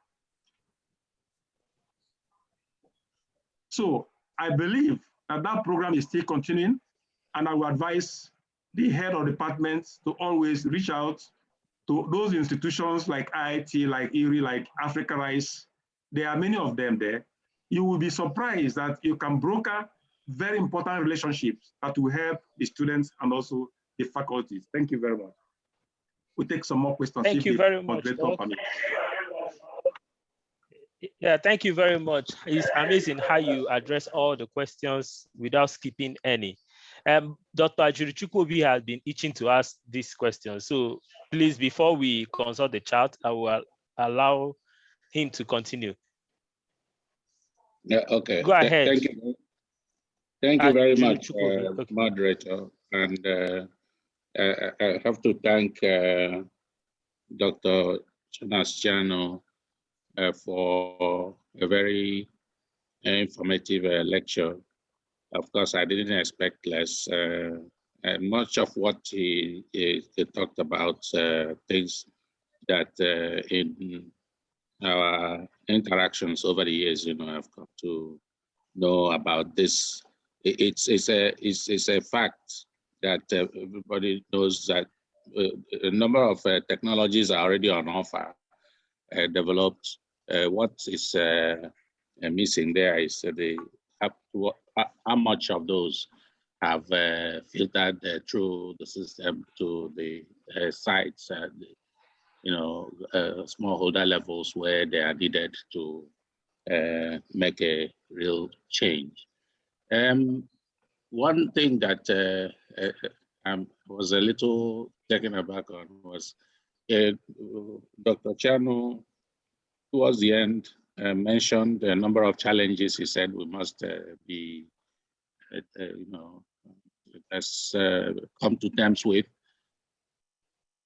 in respect of the system. And for once, I didn't hear anything about lack of political will or government apathy or this, So it's as if I think we have government fully on board which would be good if that's the case. And we have many people from the Department of Agriculture, Ministry of Agriculture, federal, and so on who are here. Maybe that has been achieved, and that's great.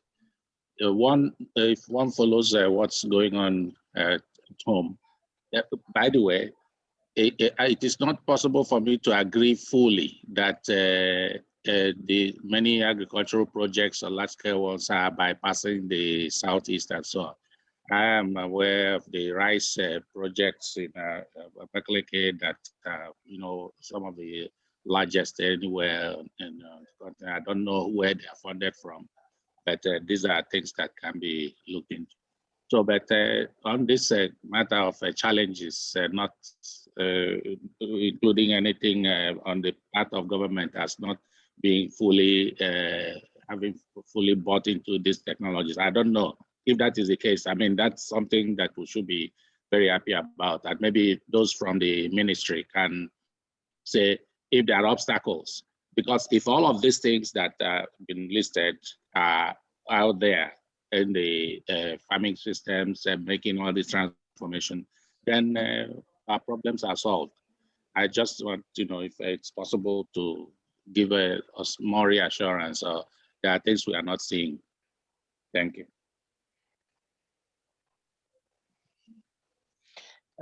Thank you very much. I want to, Doc, if you permit me to include this question so that you can tie up everything at the same time, is from Professor Jude.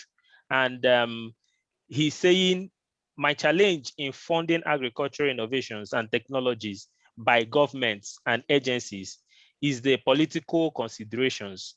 The genuine individuals and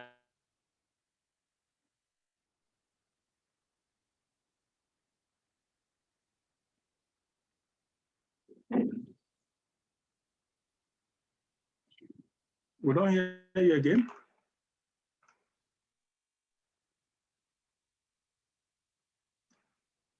We don't hear the moderator again. What's going on? Hello? Yes, we lost you a bit. Okay, I'm sorry for that. Chukuma, are you still there? Okay, what we want to do now is, I don't know if you still have to respond to any query so far, or do we proceed? No. It's just with respect to what Professor B said, that I didn't mention about political will and capacity. But where I was talking about not stifling innovations, and then the need to remove all those things that are rent-seeking and all those other non-tariff barriers. I mean, they are all taken into account, of course, the need to pay attention to infrastructure. Once the government is doing those, then it means that the government has that political will. I think it is implied. It's implied, right. Yeah. You're right. Thank you very much. With respect to the participants, I want each and every one of us to, for further engagement, we want to have your information. Drop us your information at the side chat box so that we'll be able to reach you in due course, especially the students. Also drop your information. We want to know the total number of participants, your information, so that we can document that as well. Give us your, most importantly, if you can give us your WhatsApp number as well, it will help us to be able to engage you further along the line, because this is a continuous lecture, it's a monthly lecture series, and we hope to continue to by next month and the next months to come. The guest lecturer did talk about the African Continental Free Trade Agreement during his lecture. It's one of the lectures that we'll be looking forward to in this series that will be given to one of the experts that will be looking at how that agreement is relevant to Nigeria and how we'll need to take advantage of it, and so many other packages we have along the line. So keep us keep on with us. We will keep updating you with what we need to do and the different lectures we have in due course next month and the months to come. At this point, we want all the questions that you want to also ask. We also want you to drop them at this point in time at the comment section so that we can continue engagement. This is just the beginning of the engagement with the African Development Bank and the guest lecturer. And just like I said earlier on, we will also put this piece in a book form with his assistance so that we can use it further to engage with each and every one of you. It will be a reading and a lecture material for everybody and for engagement with the ministries and agencies of government. So also we, just like the Dean said, we need your support in different ways, different kinds of material and financial support to be able to continue this engagement. However you're able to do that, we thank those who have in one way or the other supported us so much. So we thank you very, very much. We have a website for this lecture series. We've activated the Faculty of Agriculture lecture series website. We want you to visit it. We have dropped the link on the chat box. The link is there. All the video of this lecture and the lecture materials will be there, and other materials and information about the lecture series. We want to make it an interactive space for everybody to be engaged in this lecture series. Once more, I want to thank everybody. I don't know if, I don't think at this point we will spend more than 2 hours so far.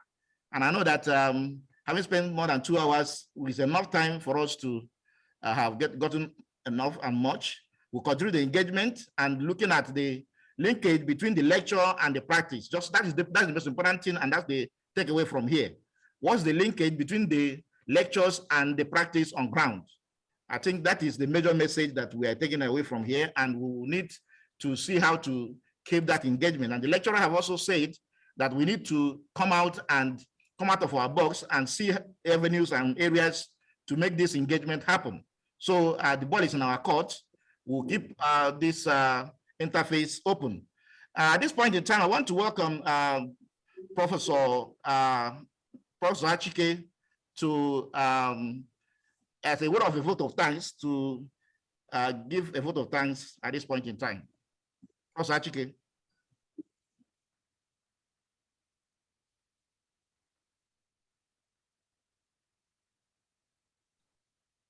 She's still there? Professor Achike, unmute yourself.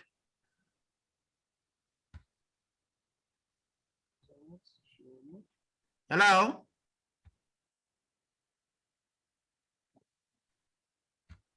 Okay, thank you very much, moderator. I was really complaining because I was muted by the host and I couldn't help myself. Oh, sorry. So I want to thank God Almighty for the opportunity of this lecture, starting from the initiative to call back our faculty lecture series. I want to particularly thank him for granting our lecturer healing mercies. If some of you that didn't join early, we had a chat and we know that a miracle happened for him to be here. And we thank God for that. We pray that whatever is left of the healing should be completed by God in Jesus' name. I want to thank on your behalf our Vice Chancellor, who is one of us and whom I have expected to be part of this lecture or his representative. But I'm sure he has given us that enabling environment and support for this lecture. I want to thank the Dean of the Faculty of Agriculture, the sitting Dean now, Professor Augustine Anhony, for bringing back this lecture series from wherever it was dumped. And we are starting in a big way with a big head, like Dr. Jonas, Chianu. You are very much welcome back to the Lion Den, but virtually. Next time we hope to see you physically. That will be wonderful. Yeah, I want to thank the coordinator of this lecture series this time around for the courage to bring back the lecture series and for spearheading all the background and all the underground runs for this lecture to be a success. Indeed, in my own assessment, it is a huge success. And I give God and all the people behind it kudos for that. I want to particularly now thank our guest lecturer for sharing and allowing us to tap from his vast experience in the development world. I'm happy he acknowledged that whatever foundation that was laid in him started from UNM and from a professor of agricultural economics. And he has not disappointed any of those. And it is my prayer and wish that he continues to move from stride to stride and to remember always his alma mater. He's always remember, go back, think. Once you look at your yesterday, once you look back, you will see us. You will see UNM, you will see agri-economics, you will see the Faculty of Agriculture, and you know that you owe us a lot. So make sure you pay your due. Very important to us. We thank you so much for obliging us to tap from your vast experience. I want to thank the numerous organizations that participated in this lecture series. You will agree with me that it's a rich meal that was said before us. From these organizations, the principle of transdisciplinarity, you can see, has come to play a role because we have intertwined destiny in agriculture. Moving from the farmer themselves, I regret not seeing farmers or farmer organizations here, and I hope we'll take that correction next time. From the farmer to the organizations that are galvanizing the farmers, even to the policymakers, I expected to see government people like commissioners of agriculture. We have produced a number of them, and it would have been nice that here interacting with us so that whatever we do, whatever we say, whatever we come to consensus on may be taken up as policy for the nation and even for the world. University of Nigeria is not a small place, and most times we are very innovative, and our lecture has been on innovation and transformation, and we have benefited a lot. Thank you and thank God. I want to say also that Nigeria and Nigerians need really to be made to move forward with practical things like this. A lot of questions have been asked. Most of these questions are really informing, and I like the way the guest lecturer addressed those questions. But more importantly, I will advise us to take the practical advices we are giving on the different questions and get back to the drawing board as a faculty, as departments, even as research colleagues. There's so much to draw from on these lectures we have today, on this lecture we are giving today, so that it will not just end on the table of the lecturer or our own tables, but then let us see a follow-up. And it is my wish that the organizers will, like they have said that there's a platform for interaction, the organizers should really take advantage of that platform and other platforms. I'm sure there's also another platform where we can even interact with stronger network and so on. I know that there's what we call the AAP Bridge, Alliance for Africa Bridge, is an intercollaborative network where we can connect with many other countries, even in Nigeria and abroad, and put this lecture on that platform and get feedback and move forward. For instance, we talk so much about funding, grants, and so on. These things are not unavailable. They are there. It's for us to really move out and get them, leverage on them that are existing. And then the guest lecturer talked about AFDB and what the opportunities that is there. But leveraging on those opportunities is important to us. And we really need some of them that are there that are our own and are there. We really need to rely on information from them. So we thank the guest lecturer in advance and his colleagues for giving us more information that will enable us to harness some of this funding. In Igbo language, it's said that if we want to get, we have to get our mouths closer to them. We have to get our mouths getting closer to them is our instruments of work getting closer to them. But I want to sensitize him and his colleagues there who are ours to please Know that they are our vanguards, our ambassadors, and we rely on them for critical information. I assure you that at the University of Nigeria, we have what it takes to deliver on the researches that you are bringing out or research opportunities that are coming out there. So don't allow us to carry last. UNN no go carry last. Please, on that note, I want to thank this August audience, like the Dean said in August, all of us that are here for participating effectively. It's not easy really to have a lecture or virtual presentation like this, and towards the end, you still have more than 100 participants still hanging on. It's not easy. We have 112 participants, and that shows the level of interest and how far the lecture has been so motivating, very active. So I want to thank you and thank the organizers to please give us another good lecture and please call Jonas back again. Thank you very much. Thank you very much. Thank you very much, madam. That's my mommy. I call her my mommy.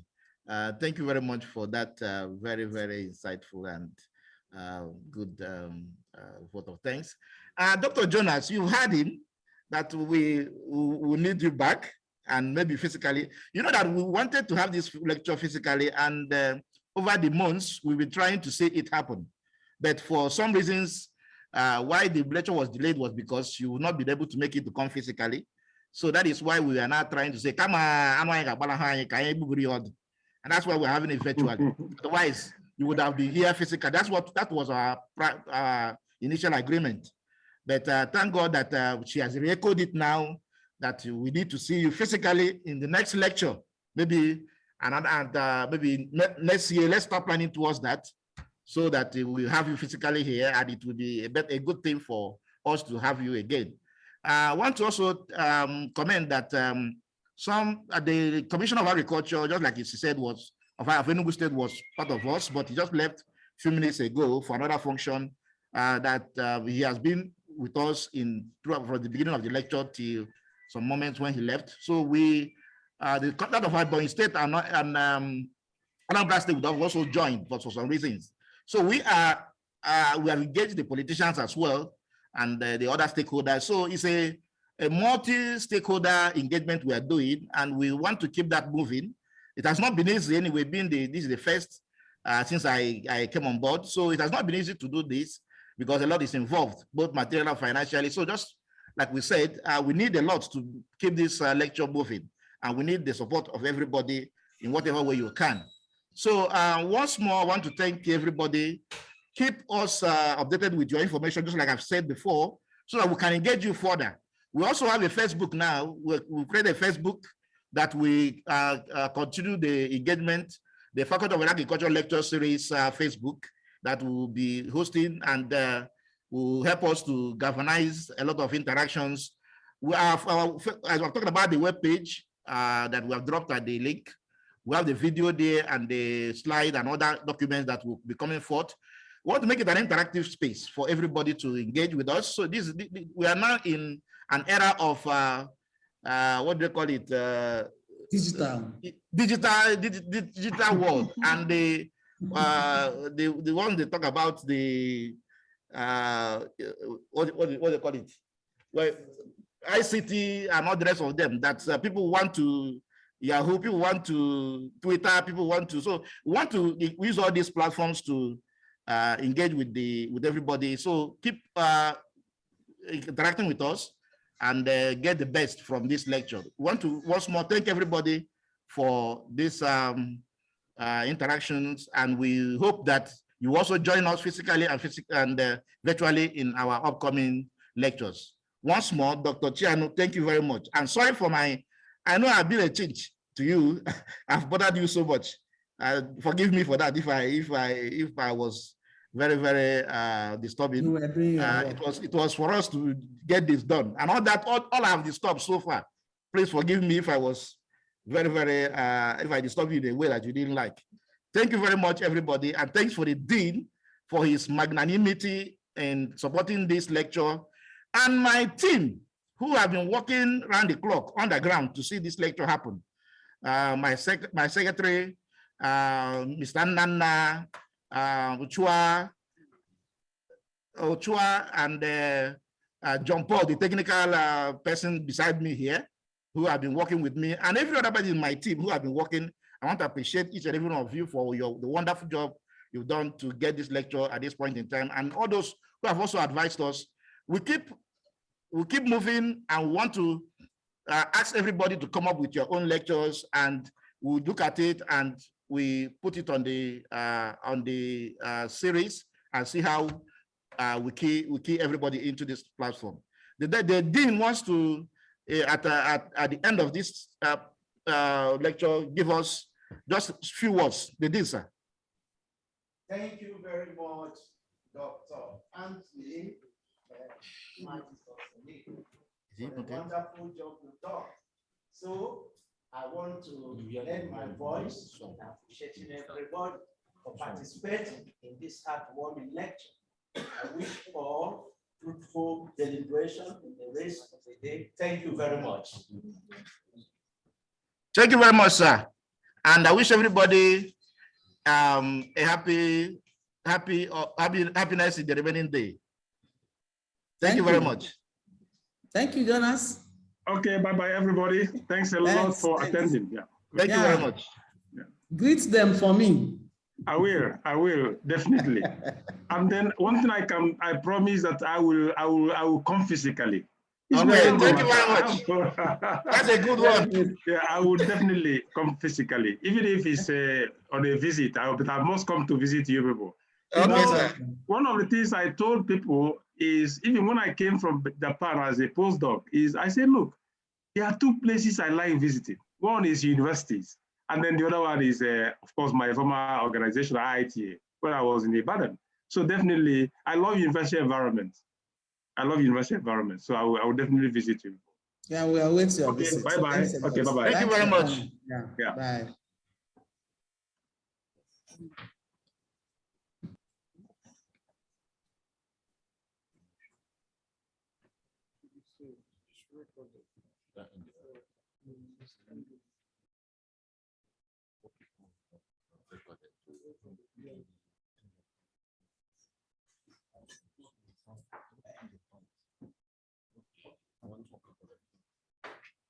Thank you. Thank you, bro. Different parts of the world. God bless you. It's not short.